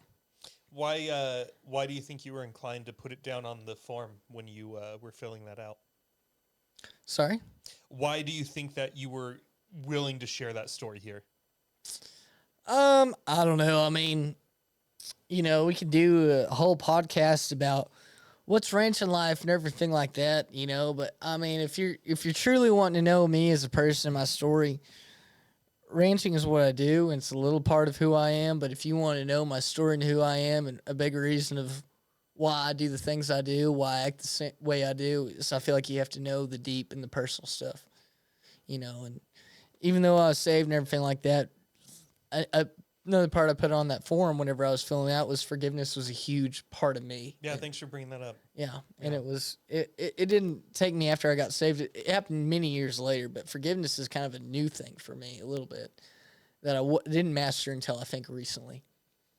Was it yourself that you needed to forgive, or someone else? Why? Yeah, why? What did you want to talk about in terms of that? Okay, good point you brought up. I think it's both. I think you need to work on forgiving not once a year, once you need to do that crap every day. Because there's a lot of times and a lot of people that I need to forgive, and a lot of people I forgave, it hasn't been for them as much as it's been for me, Mm-hmm. And I've had a lot of situations and stuff like that where I'm sure you or everybody else have had where it's like, I need to just forgive this person because the anger I feel towards them has made me to the point where I can't focus on what I'm doing, on how I'm going at work, the relationships. I get so caught up in how mad they made me. Yeah, the first thing I want to do is just, I hate to say revenge, but almost like I'm going to make them feel that way too. And, it's to the point where recently I learned the art of forgiveness is, sometimes even though it may not be about them, it can be about, us a little bit as far as I need to forgive them for my soul a little bit. You know what I mean? Yeah. Why did you decide to get baptized when you were 22, 23? Oh, good question. I just felt like I needed to, or not needed to, because I don't think it would have mattered if I didn't or didn't. I just did it from the fact of I felt like I finally wanted to, and it was more of a big step. It was kind of like a deal of saying all right, I'm committed, I've been committed, and I'm ready to just keep living my life a certain way that I want to keep living it. As far as through Christ and everything like that. I don't want to live it. And when I say through Christ, I mean I don't want to live it through me. I want to live my life in a way to where I'm not helping myself. If I could help other people, I would. And, and it's part of the sales I do right now. And I told Evan and I told Dylan, I don't think I'd ever do sales if I didn't believe in the product.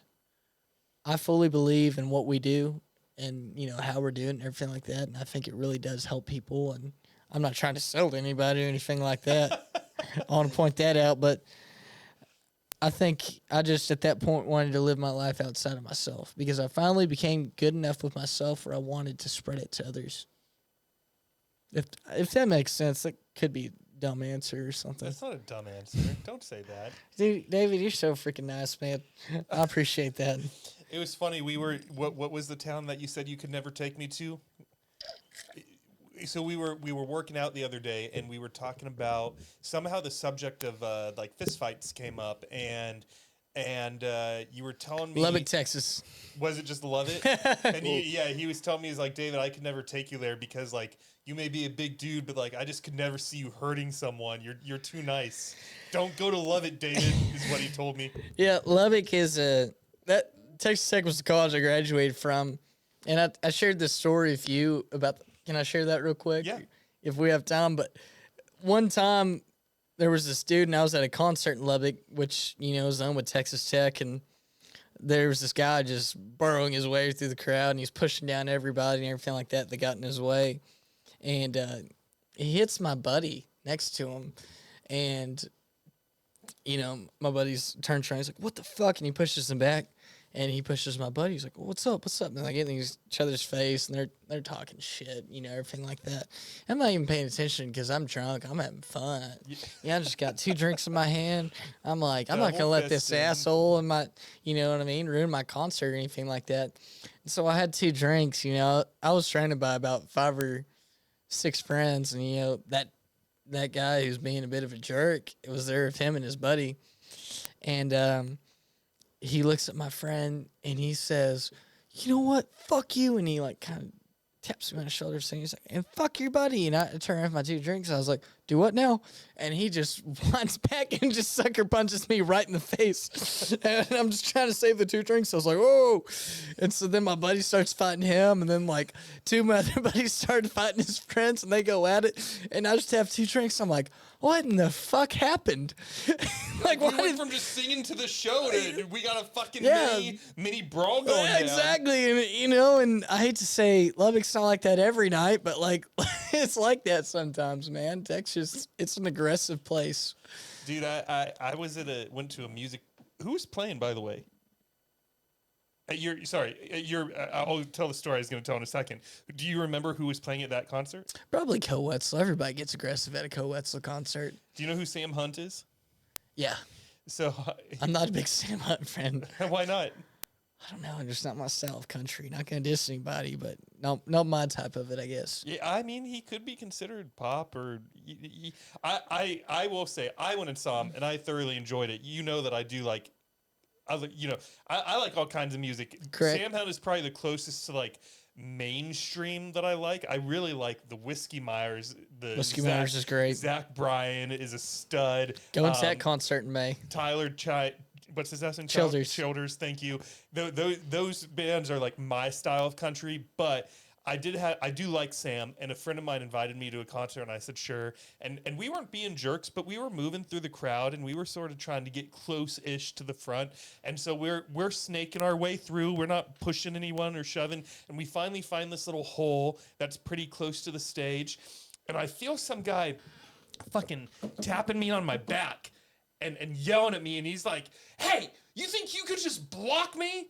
And I turn around. Sorry, I think I woke the dog up from his peaceful sleep. I turn around, and it's this like skinny 50-year-old 5'4" dude, and I'm just like, bro, do you really see like a bald, bearded, 220-pound dude, and you think your best move is to, hey, you know, I'm like, if I was wasted right now, I'd knock you the fuck out. Fortunately, I was driving that night, and so I kept it pretty clean and only had 1 or 2 beers while I was out there. But I was like, even just from a logical perspective, this guy must be pretty drunk, because I feel like someone like him shouldn't be trying to pick a fight with someone like me, even though he has no idea that I'm a lover and not a fighter. He doesn't know that. But just like looking at me, it seems like that was a dumb move. Yeah. And I grew up on the FAFO, and I don't feel like a lot of people, respect that around here. The FAFO? FAFO. Fuck around, find out kind of mindset. I thought it was going to be like faith, always fight, optional. No, it was fuck around, find out, because I was guilty of a few of that times when I was younger where I fucked around and I found out, and FAFO. I love that. Yeah, sorry, I should have clarified a little bit, but fuck around and find out was where. Well, we're learning all kinds of acronyms tonight. We know about ASMR and ASMR. Now we know what FAFO is, and yeah, man, wild. Yeah, so I don't know. I feel like if you do that stuff in, a lot of UT, University of Texas students don't like going to Texas Tech because they fuck around and they find out, and it's like, I feel bad for them, but it's like, people just don't know how to handle it out there. It's like most places you talk shit and that's all it is, but sometimes you go to Lubbock, it's like you talk shit and it's like, fuck, you're gonna find out, Fuck around and find out. Fuck around, find out. You want a Jack and Coke as we wrap this thing up? It's actually not Jack, but it's something brown. If it's brown, I'm down. Let's do it. I'll be right back. Yes, sir. Thank you. So the last thing I wanted to ask you about on your story specifically, and then I think we might just shoot the shit for a few minutes about a few random topics. Go for it. You made a note that after attempting suicide, you looked at life a lot more beautifully and got into spending time with a horse, where I learned the delicacy and beautifulness of horsemanship. Who is this horse? That horse is Trapper. Trapper. Do you have a picture of Trapper that you can send me and I can put it on the YouTube version of this? You can go right ahead. And you don't have to send it to me right now. I can send you a reminder text tomorrow or something. But, dude, tell us the story of Trapper. Okay, alrighty. Well, so, I said I grew up kind of farming and ranching, really more of a farm than a ranch. Yeah. And so, ranching got from my granddad. My granddad passed away, and there was always a horse that I rode, and just kind of rode it casually and everything like that. Or sometimes if we were gathering or what it may be, and his name was Trapper. Trapper was actually renamed. I renamed him. Before that, his name was Ranger, and it was the last horse my granddad ever halter broke. Wow. And I named it Trapper off of a old TV show from like the 70s called MASH. I don't know if you're familiar with that or not. I've heard of it. Yeah. So it's an old TV show called MASH. It's about an army hospital. Y'all give that a Google. You give it a Google too, David. It's a dang good show. And so I renamed him Trapper. And when I got Trapper, he was pretty arrogant, and he was, kind of all about himself. He didn't like to work. There's a lot of horses you get on. They're calm, especially trail horses. People get trail horses mixed up with cow horses, but they're not the same. A trail horse is going to walk from point A to point B. It knows the trail 100 times over. It's not going to veer off the trail. It is going straight from one point to another. And that's how they design it on trail rides. It's a real easy ride. If you like doing that, I'm not dissing it, but Trapper was a cow horse who was pretty stubborn. And he kind of liked doing things his way. He didn't like to be rode hard if he didn't want to be rode hard. He might have a habit of bucking or whatever. But, a lot of what I saw in my horse, I saw in myself. A resilient spirit, and, and it was just always hard. And I just remembered each day I worked with him, it was just special. And something about horsemanship I think is really special is horses are the most feeling animals ever, other than a close second or tied at it would be dogs. Dogs know whenever you're sad and everything like that. So if you're angry one day and you get on top of a horse, I always tell people, you can lie to me, you can lie to your mama, you can lie to your dad, you can lie to your boyfriend, girlfriend, but you're not going to lie to your horse. Your horse is going to expose you, because if you're having a bad day, he can feel it. He can feel when you're tense up. They can feel when you have that fear.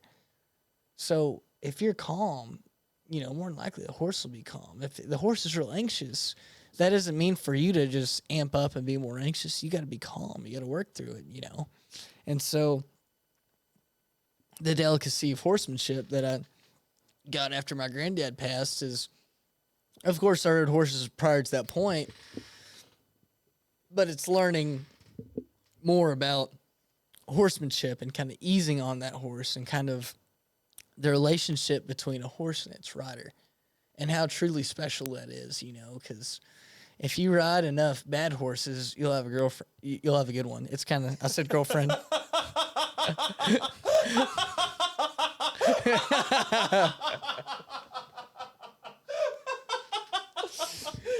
I was too busy thinking about my next sentence, I guess. Your mouth was moving faster than your brain, I think. Exactly. Something like that. If you ride enough bad horses, you'll know whenever you have a good one. Girlfriend. What I was going to say after that is if you have enough bad girlfriends, you'll know whenever you have a good one, right? It's the same way in the horse world a little bit, but I was moving a little bit faster. You're right. My mouth was moving a little bit faster than my brain, so I wasn't intelligent enough to put that all together, I guess. So I the most horseback riding I've ever done is when I was a kid growing up. One of my family members on my dad's side had a ranch, and we went up there. Dude, this was all before I was probably like 8, because I barely remember it, but I remember teeny tiny bits and pieces, and I've also seen pictures. But someone on my dad's side of the family had a ranch, and I have pictures of like me and my mom riding horses together, me on horses by myself, and then I didn't ride at all until Thanksgiving of 2022. My buddy Tim invited me to his family's ranch for Thanksgiving, and how I know there's different breeds of horses and whatnot, but how long does the average horse live? Give or take. 25 to 30 years. Okay, so he probably put me on this horse. I was like 23 years old. That's what most people do. And because he was like, you haven't ridden in so long, we need something easy for you. Right. And dude, it was a great experience. You know, the horse was so gentle and kind, and I just wanted to be his best friend. And he walked so slow, but I didn't even care. I was just like, dude, I love I love this moment. I love that I'm riding. I love that I'm on this old dude. But to your point about how the horses can feel you out, let's say you took me to your family's ranch, and let's say you put me on this horse, and internally I was freaking the fuck out. How would the horse react? Well, like you said, he put you on a 23-year-old horse, correct? Right. Horses are a lot like people. Older people, you know what I mean? They've been in more situations. They're a lot more comfortable and everything like that. So it makes sense for somebody to put you on a 23-year-old. I started on a 5-year-old who was pretty green. You know, he was, broke and halter broke and everything like that. But he wasn't a steady horse where you can just put anybody on him, because he had a tendency to buck some and everything like that. Now, if I put you on... Let's say you put me on that same horse, that 5-year-old horse. And the trapper, yeah. Internally, I was panicking. Would he start bucking?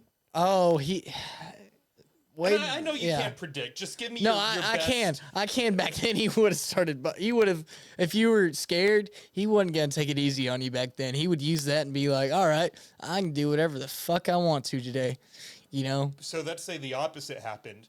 Even though I haven't ridden, I haven't really even ridden, because even as a kid, I'm sure they were probably putting me on other old timers or horses that they knew I would be safe on no matter what my reaction did.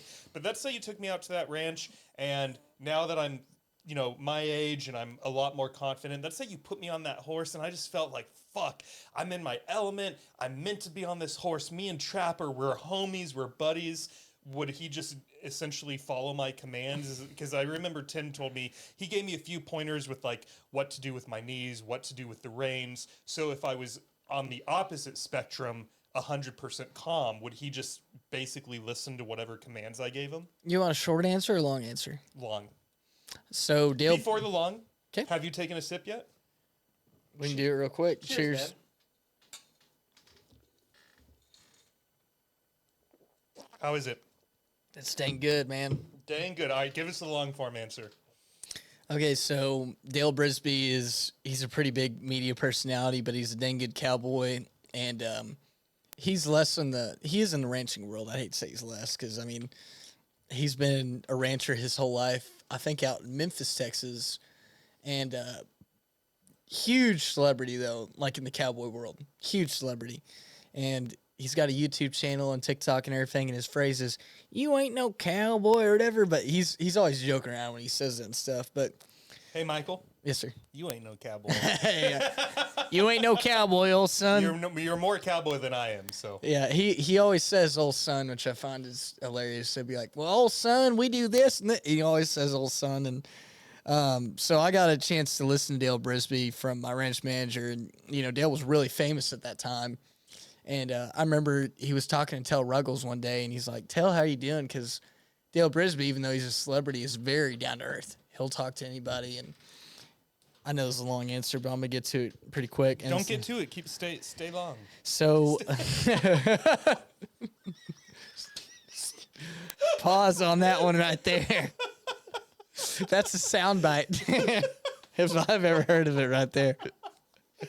Take your time. Is that better? Yeah. Take your time. So he talks to Tell, and he says, "Hi, Tell," and everything like that. And Tell Ruggles, being the great man he is, I always admired Dale Brisby, but at my age, I need to respect people. Even if they're a celebrity, I don't care if it's Tom Brady or, the president. I'm not going to just directly approach them because of who I am. I'm like, I know they get that a lot, and I don't want to be an annoyance, and I know they need to get through their daily lives the same as me.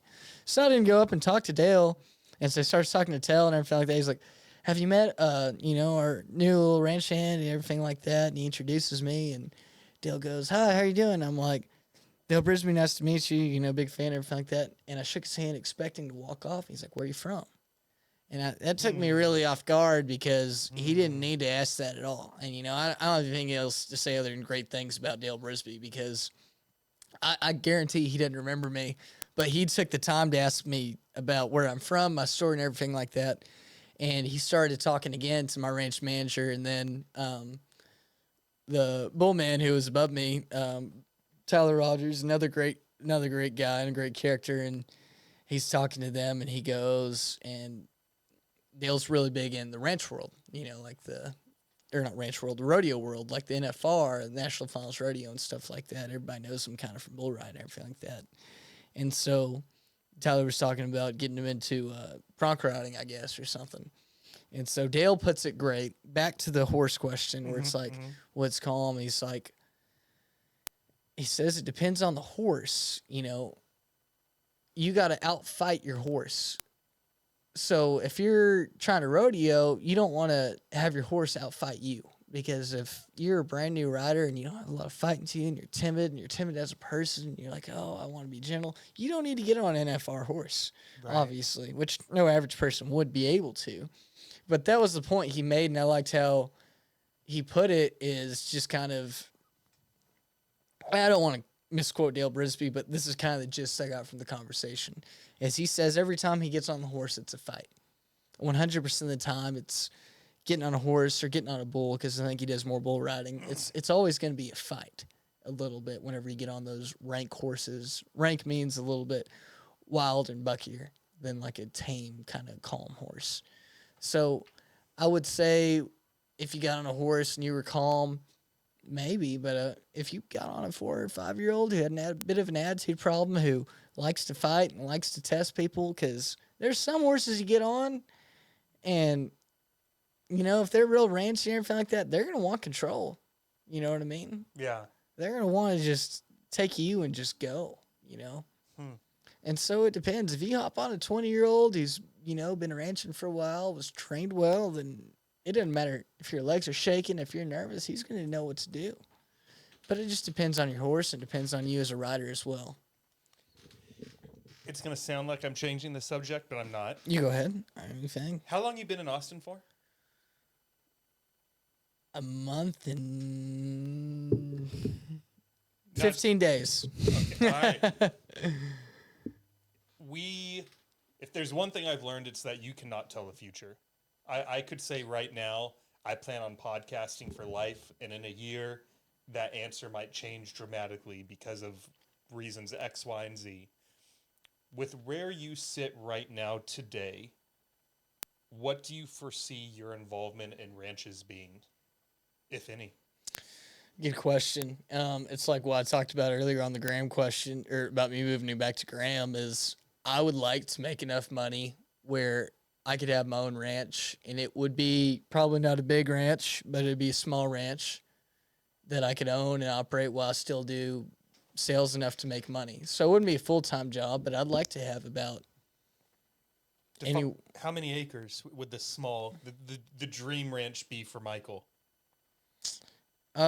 It's less about acreage and more about how many head of cattle you have. How many head of cattle would you have? I'd say 80 to 100, and then on acreage, it depends where I'm at and what type of grass I have, too. Why 80 to 100? I feel like I could operate that and still have another side job because, like I talked about earlier on Adria, I want to make enough to where she's happy and I can give her the life I want to. And I feel like if I have 80 to 100, it'd keep me busy. It'd still keep me involved in it because you could probably run 10 head of cattle and hardly check and know what you're doing, and it would be an easy job. 80 to 100 is a little bit more. Diseases become a little bit more of a deal, and it's a little bit more hands-on. I'd like to do 80 to 100, and I'd like to, honestly, if I could go bigger and hire somebody to almost halfway be a ranch hand and kind of take care of it while I vacation, stuff like that, that would be ideal. So you can get out every now and then. Right, because, there's some times where if you own a ranch, you just can't leave, and, and there's a lot of times where people have to work Christmas and stay behind, and I always feel bad about it, but it's a part of the job. Yeah. So. Well, let me ask you a practical ranching question. Let's say you have, a couple years down the road, you guys have this ranch. It's 80 to 100 cattle. On Christmas morning, how is there like a bare minimum number of hours that they would take up? Like if you woke up at 4 a.m., could you be in the house and celebrating with the rest of the family by like 11 or something like that. Between 80 to 100 head, I believe so, but there's a lot of factors. Did it snow that day? Yes. Okay, so then I have to put hay out. Yep. How long does that take? I mean, that could take like less than 20 minutes, really. So, from a time perspective, snow would be a good thing on Christmas morning. Not really, because if it didn't snow, they could still eat that dormant grass. So, let's say it didn't snow. How would that answer change? It really wouldn't change much, to be honest. If I'm talking about the operation I want to run, because, for example, like Adri's father, my girlfriend's father, he runs about, I think, and I don't want to misquote, but an 80 to 100 head, or it could be more, it could be less. He's a full-time farmer. He likes to do the ranching on the side to kind of give a little bit more money, to get a little bit more into ranching because he likes that world. But I told him one time, I said, because he's like, oh, that cow has a cough. I'm like, oh, that could be a respiratory infection. You know, you might have to give it a shot of Draxxin, a Draxxin bottle. You know, that can cost about $1,000 for that medication. I mean, you're not using it all at one shot or anything like that either. I said, oh, you might want to give it some Draxxin. He told me, he's like, if that cow dies, it dies. I'm not spending any money on it. And a lot of people think, oh, that's a unhealthy perspective on it. Well, fair. I mean, if you're looking at it from a complete animal welfare perspective, maybe. But if a cow, for example, costs $1.50 a pound, you know, you also have to take into perspective, how much money am I going to spend on one cow before it starts affecting the herd kind of deal? So as you can say, that answer doesn't sound harmless, but we got to look at everything from a business. You know, if I'm in the take care of cows business and they're never going to slaughter and everything like that, you're going to lose money. I don't see how you wouldn't. Because if you want a cow to live, most people, they get rid of, you know, their cows, you know, that have had babies around 4 years old, 4 or 5. Cows can live to be 20 years old, and they're going to be less effective at having babies and less effective as having a ranch. So from his perspective, it really wasn't heartless as much as it was a business decision, which is tough to say. But let's look at the goal of ranching. Why do people do it in America? Like the main goal of why do we do it? What would your answer be? Dude, it's insane that you just asked that question, because you know what was just going through my head? What? Was, and I don't know if this will have anything to do with what you were about to get at, but I was thinking, like, with how food is made, I have not watched or read about anything regarding how food is made, but as we've been talking, you guys are not mass producing thousands or even millions of chickens and, you know, selling those to grocery stores or cows or whatnot. But Correct. I've heard different things from different people. I have a few friends and family members in my life who, because of how animals are treated, they're vegetarian or vegan, agree with them or not. That's just where they're at in life. And so the question that I was going to pose to you next, and I'll answer yours first, is going to be, you know, what is the purpose of ranchers when you're also living in a culture of mass production and making money and supply and demand? If that question makes sense. It does make sense. But the question, tell me one more time. Let me answer your question first. What was your question? What is the purpose of ranching? I mean, there's so many different answers, because as we were talking about a couple hours earlier, are there ranchers out there who are doing it only because it was in their family? You know, I was born into this, and it's literally the only thing I've ever known, and it's a break-even business, and no matter how we scale this thing, maybe we turn a profit on it, maybe we don't. That's a tough question to answer from someone who works full-time for a for-profit business. Okay. And I Can I rephrase my question then? Yes, please. Okay, so I want to ask you this. A guy kills a deer on his land. Who does that deer feed? So I would imagine, how much does a deer weigh? A full-grown deer? Oh, that's a good question that you put me on the spot on. I'd guess, you know, a few 100 pounds. And let me ask you one other question before I answer that. Who currently on your family's ranch, who lives there? My grandmother and my uncle. Only 2 people. Well, my uncle's family as well. How many people in that family, give or take? 5, including him. So there's 7 people living on this ranch. Yes, sir. So I would Or imagine 6, if sorry. one of the 6 people on that ranch went out, killed one of their own deer, and they cleaned it up and chopped it up and froze a bunch of it, that's gonna, man, dang, that's gotta feed them for 6 months.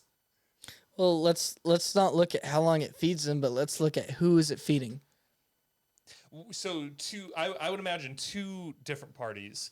They would probably keep some for themselves, but because ranches are a break-even business, so they're probably constantly looking for ways to make more money. They might sell half that deal to the local grocery store, the ranch next door. But we're talking. I'm sorry to interrupt you, Dave. Yeah, please. I just want you to be on, or for us to be kind of on par. But I'm not talking about a cow. I'm talking about a deer.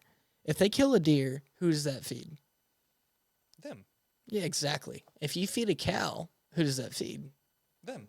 No. It feeds the whole nation.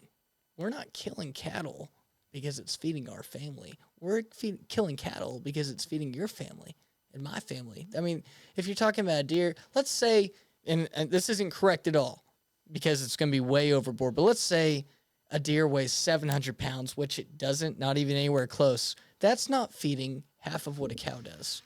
And if we're looking at cattle, we're talking about feeding a whole nation of people. That is the point of ranching.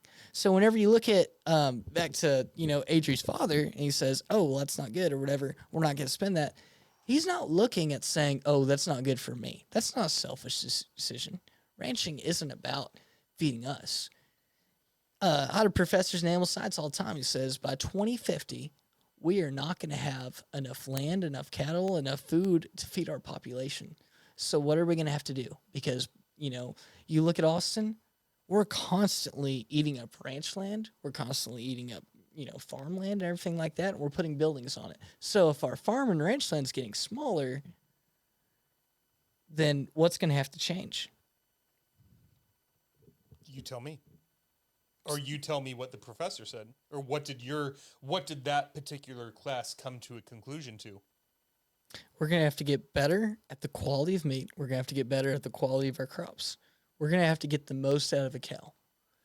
I mean, everybody talks about grass-fed beef and how it's healthier and all this other stuff. And it's a big marketing move, but that's something that personally I disagree with. Because, can I explain why? I was literally just going to say, tell us why. Okay, well, let's talk about our grass-fed beef. They're only getting it up to a certain amount of weight because at a certain point, grass does a lot. Grass does a lot in the development of a cow.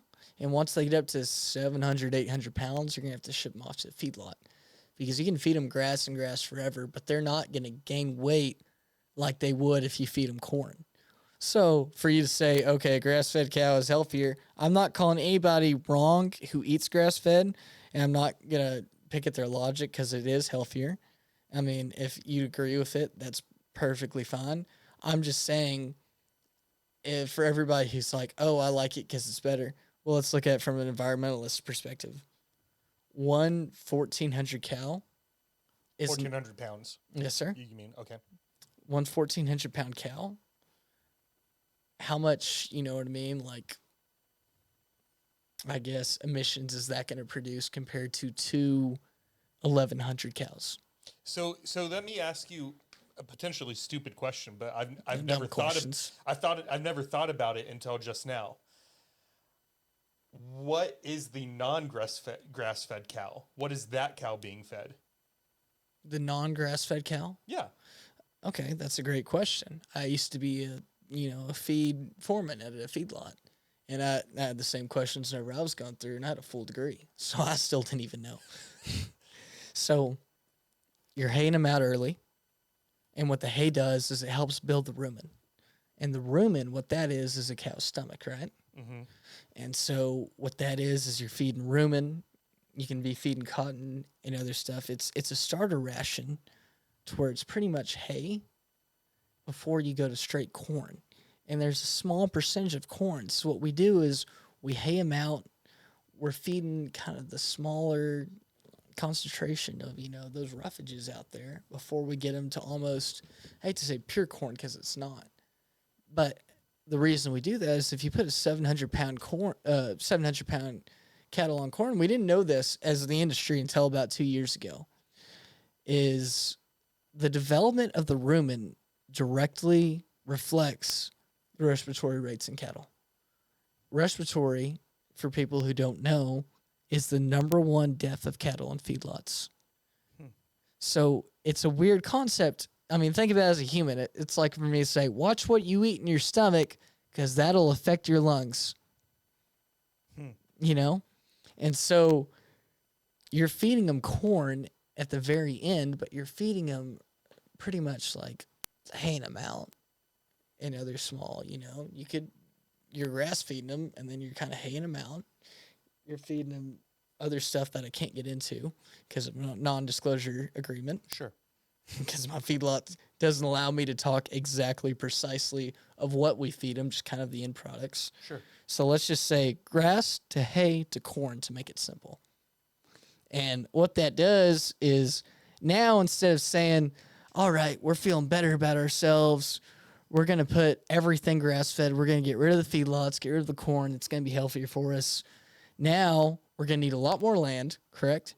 We're going to need a lot more cattle because cattle don't grow on grass like they do on corn. So you just explode in emissions for the people who are like, oh, we need to be climate change friendly and feedlots aren't. You're correct. But without them, you're going into a very worse place. Corn. Yes. The yellow stuff. Yes, sir. So It's corn. So you're saying... It's got the juice, like that little... A little bit so I can see your face. So you're saying... I've never... So when I go to a grocery store, and judge me if you want, I don't care. I don't care. I look at price. So if I'm looking at an 80%, 20% fat thing of beef for $3.99, and then right next to it there's a grass-fed, same fat to muscle ratio for $5.99, I'm paying the $3.99 every time. Instead of paying for the grass? Yeah. Me too. and now that I've learned it's because the main difference is because they're being fed grass all their life versus, what did you say what was first? Hay, we're going to call it grass, hay, and corn. And that hay answer isn't really the correct. I just don't want to disclose what my feedlot precisely was doing because I'm kind of not allowed to say. I'm not at liberty to say. Feedlots are very competitive. Yeah, no, that's fine. But I'm just going to simplify it. In general, why does hay, just standard hay, there's calories in that? It builds up the rumen. So it helps with their gut health, essentially. Yeah. So, I mean, if you take a cow off of, for example, it helps with their gut health, which helps with their respiratory, which helps with death rates. Because if you just go straight to corn, you're going to really mess up their death rates, right? Mm-hmm. So it builds up the rumen. And this is all very new research, even in the cowboy industry and everything like that. And so we're going to call it the hay. I mean, there's a lot of other stuff that goes into it. So what the hay does is, like I said, it builds up the rumen, but it's kind of a gateway into the corn. Because if we just feed corn, we're still killing cows that way. Does that make sense? Mm-hmm. Because then they're getting respiratory issues. Mm-hmm. And if we get a pen of, let's say, 80 cattle, they're not going to be in a field. They're going to be in dirt with one bunk, which is right where their feet are, and they're going to stick their head out, and they're all going to eat it as the truck comes by. And I can show pictures later to show exactly what I mean, too. I know that may not be very descriptive. That would kill cattle compared to the hay process is what we're going to call it. Which, in the cattle industry, we call that a starter ration. And then the whole point of a starter is to get us from grass-fed to starter to a finisher ration, which would be corn. And this corn, is it literal corn? Yes, sir. Because corn doesn't really have nutritional value for us, correct? As people. I don't know. I love corn. I love barbecuing it. I love making corn salsas. Well, does it not, Michael? Did you come on this podcast to tell me that my corn salsa does nothing that my grilled corn is for taste only with nothing else? Well, I say no, but if it would be no to little nutritional value, and that's the point of cattle because So why cattle, does it bring cattle? Why would that be? It's good for them though. yeah, because they have 4 stomachs, we have one.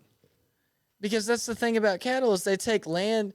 If you took crap land that was very hilly and it was all grass, we couldn't grow crops on it. It would be too rough to have houses on it. What if we put cattle? We're wasting what would be wasted, unused land. We're putting livestock on it. They can digest it and they can feed us. That's the point of the cattle industry right there. Compared to just let's say, oh, we shoot a deer, it feeds us. We shoot a cow, or we shoot a cow. We kill a cow, it feeds everybody. And I think I don't want to disrespect any vegans out there because if you choose that and you think it's morally good, I actually would like to applaud you for thinking, okay, I'm doing a moral stand. But let me tell you a story about whenever I went down to Mexico. Yep. I was not hungry one meal, and I don't remember what meat they put in the meal or whatever, but it didn't taste good, and I didn't eat it. And my buddy Edgar, who I mentioned earlier, goes, you realize that this is what they have down here? They are feeding you. Like, this lady who cooked for you is not eating for you to also not eat on your plate. So you're making her sad by default. And I'll tell you, I didn't mean to, but I felt like a piece of shit. Because down there, that hospitality is so pure. It's like, hey, I'm giving you this meal and I'm not going to eat today. And you know what? Point of privilege, because all of us in the United States could probably feed them just from even our $20,000 salaries compared to what they make. And I didn't even mean to, but I was being disrespectful, to that woman, which was, one of his aunts. And so you can say, oh, well, I'm vegan because blah, blah, blah, and that's totally fine. If you want to make that choice, go ahead. I would like to point out that although it is a choice, I also see it as a privilege because there's a lot of places where in the world they still hunt for their food. And it's not because they may not even want to be vegan, but it's because they have to. Because they're not going to have their kids starve. They're going to feed them as well. And I don't mean to offend anybody by saying that or anything like that. That is truly my belief.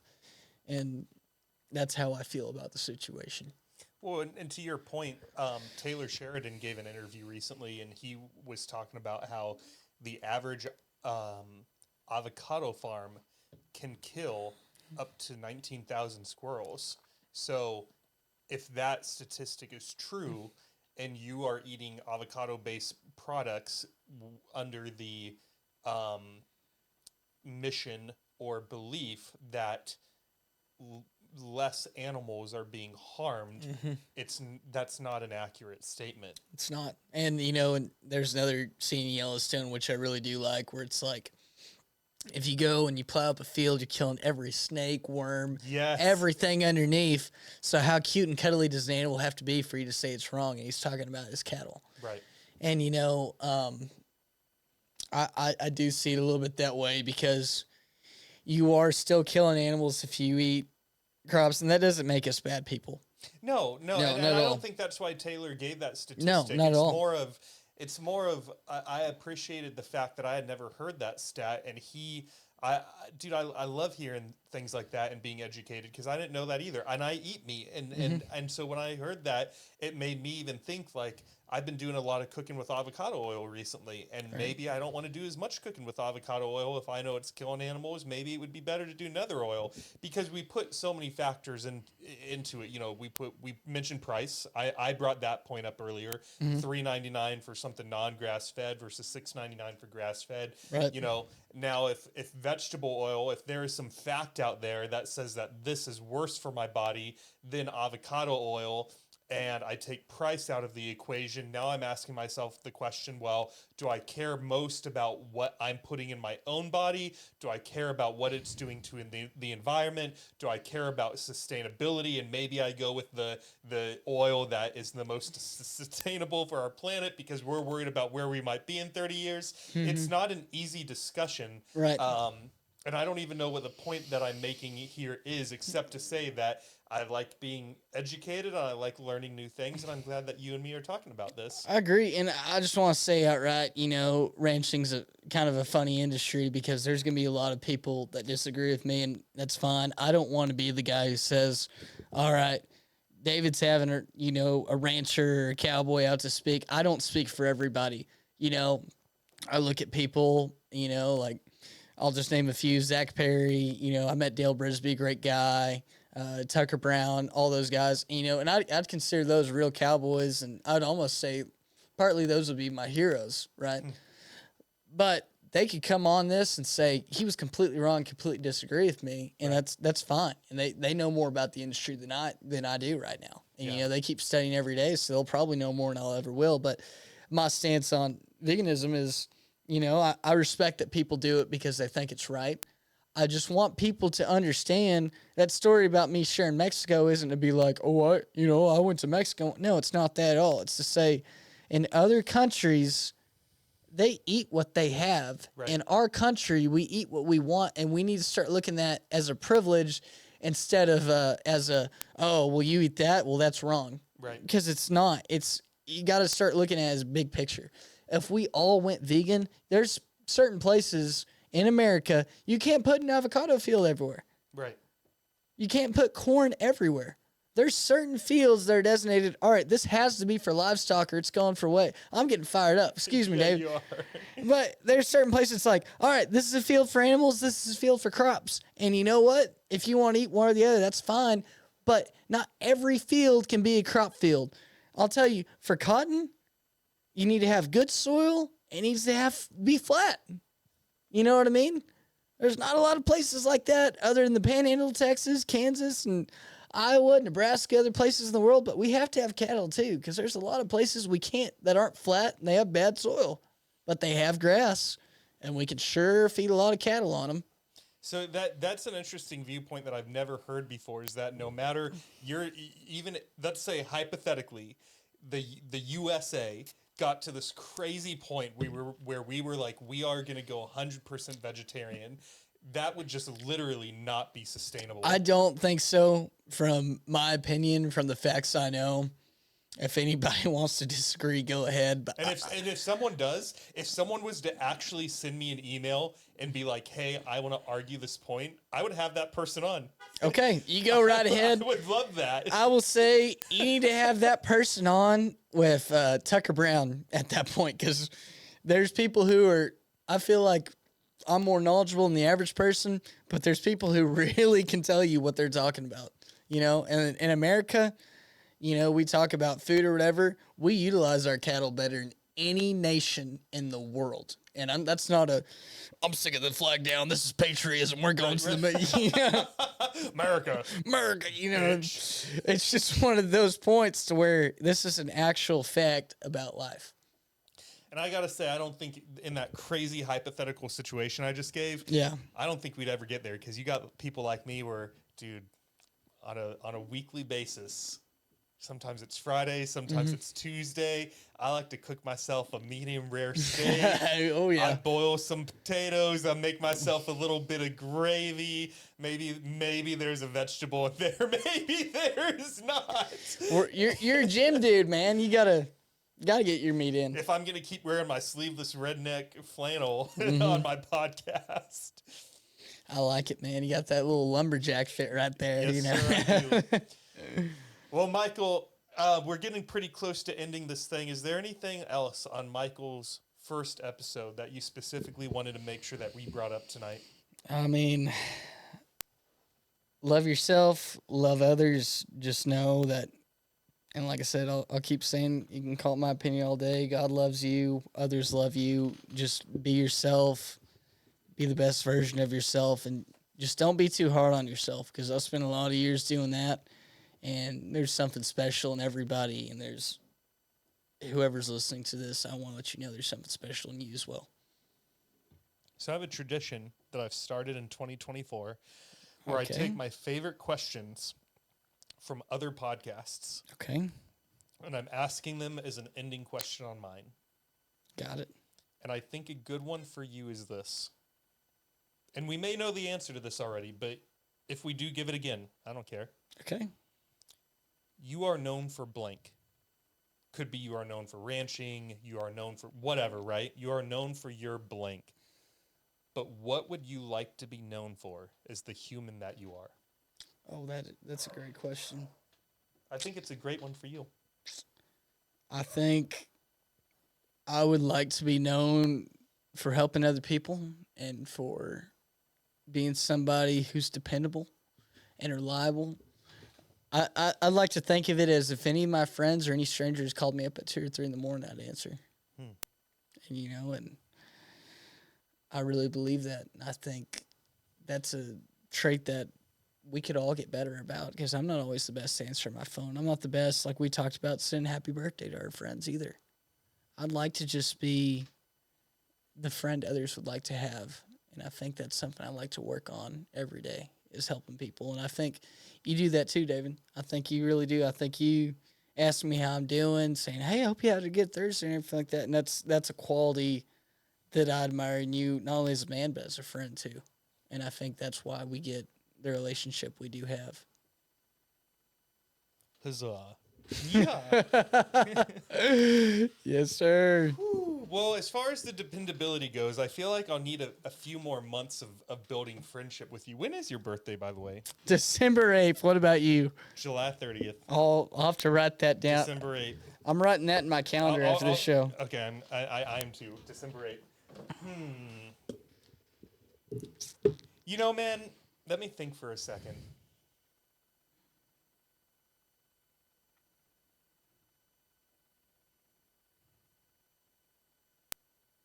You didn't say that you needed this acknowledged, but in my opinion, it took a lot of courage to do what you did today.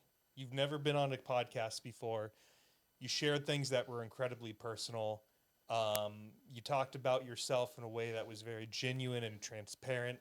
And first off, I just want to give you one more time just a huge thank you for coming over. And I know that you thanked me too, and you were grateful just to have this opportunity. Mm-hmm. Thank you. But man, I think we accomplished something here tonight, and not everyone could do what you just did. I think that I'd be very curious. If I could have a superpower.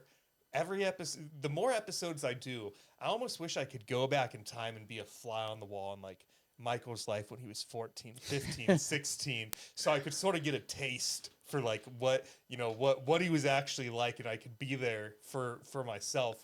And sometimes I think, man, it's funny. I've been thinking. Every morning I take the dog for a walk, and I don't bring my phone, and I allow my thoughts just to wander. And a thought that I've been having, and I've never said this out loud.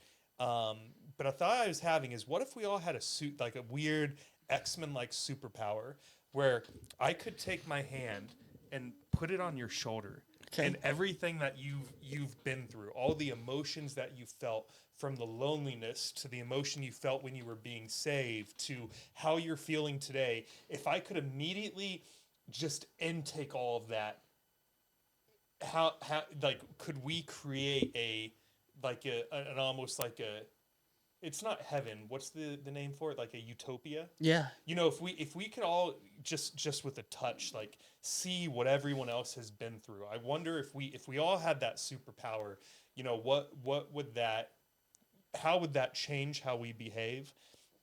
And I think the closest you can get to that is, as a podcast host, one job that I've tried to make for myself is to always be quick to listen and slow to speak. Right. And just take on as much as I can. And after 60 episodes that have all been about 2 to 3 hours of practicing that habit, I feel like I have gotten as close to that superpower as we realistically can get. Because as you told your story tonight, I felt like I was right there. You saw me tearing up and crying, man, for a good 5, 10, 15 minutes. And you have changed who I am as a person tonight, and you have changed I treat other people, and you have changed how I think about humanity and life and just everything that we go through to get to where we are today. So I so appreciate you coming on tonight, man.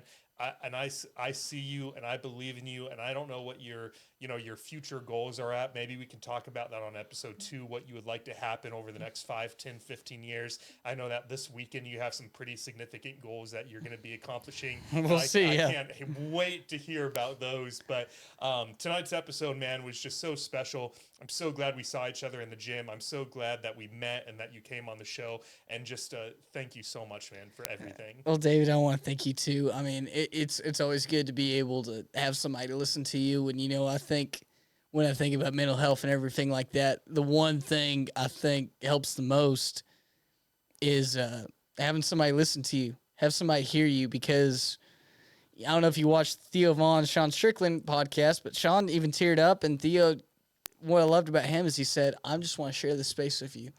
And, and you talk about the superpower of hearing people, but if you do hear people, and I feel like another superpower beyond that is, what would you do if you knew that information? Would you be there? Everything like that. And I feel like you're very curious and you're very nice to people. And I appreciate you having me on. I loved doing this. It's my first ever, but man, I mean, it was a great podcast and it was great for me to share. And hopefully, we just keep on going and we do this again sometime. We will. You're coming back. Heck yeah. And let's end on this quick note. So my one of my best friends, he's right here. He's hanging out with us on every podcast. His name is Tom Barvik. Okay. Dude, he does not like Theo Vaughn at all. Okay. Can I ask why not? Why not? He thinks he's arrogant. Oh. Theo's hilarious, man. But fair. Dude, but I love Theo. I've seen him live. I've watched his Netflix specials. I've watched this past weekend. Let's talk about Theo for a minute. Okay. Why do you love Theo? Dude, Theo kind of reminds me of just, the people I feel like I met who were just like, oh man, I did this. They're in your face. They say some random stuff, but what I love about Theo on some real stuff is he's authentic. Yes. And he's also hilarious, which is a sidebar, but like you hear Theo and it's like, that's really what he means because he says some random stuff sometimes, but he's authentic as crap. That's what I love about him. It's like, it's real for him, It is. I recently watched, if I can find it, I'll send it to you, but it was like 12 minutes of Theo dropping the ball or something, and it was just times on his podcast where he just maybe said something that was like a little inappropriate or a little like it was a little aggressive or dude, I was dying. It was first thing in the morning and I'd got a cup of coffee. I let that out of his crate. We jumped back in bed. I'm watching this video just laughing my ass off because dude, Theo, I don't know what it is about him, but he just makes me happy. Yeah. And he's another dream guest that should be on this. He should be right here next to Peter and Kelly because if Theo was sitting right there, I have no idea what the fuck we would talk about, but it would be entertaining as hell. He's so fucking funny. He really is. He's so damn funny, man. I don't get it either. He's just hilarious. He's just such a unique human being. Well, I mean, he's just so himself. It's like, that's Theo Vaughn, whatever you know what I mean? Yep. It doesn't matter who you surround. I do think he's a nicer person. People give him credit. But he is just so himself, dude. He's hilarious. Yeah, no, he is. His interview with Sean was really good. He did an interview with the UFC fighter that I wish I could reference right now, but I'm forgetting his name. It wasn't Sean. It was another one. Mm-hmm. Shit. But yeah, this past weekend is good. But anywho, I think we came to do what we accomplished to do tonight. We talked about Theo. We talked about ranching. We told your story. Michael Walker, before I say goodnight to the crowd, anything else? That'll be all, sir. I really appreciate it. That'll be all, everyone. Well, guys, as I said earlier, please make sure to rate and subscribe rate and subscribe to the podcast. Stay healthy. Stay happy. We'll see you next Saturday night. Bye, everyone. Bye, y'all.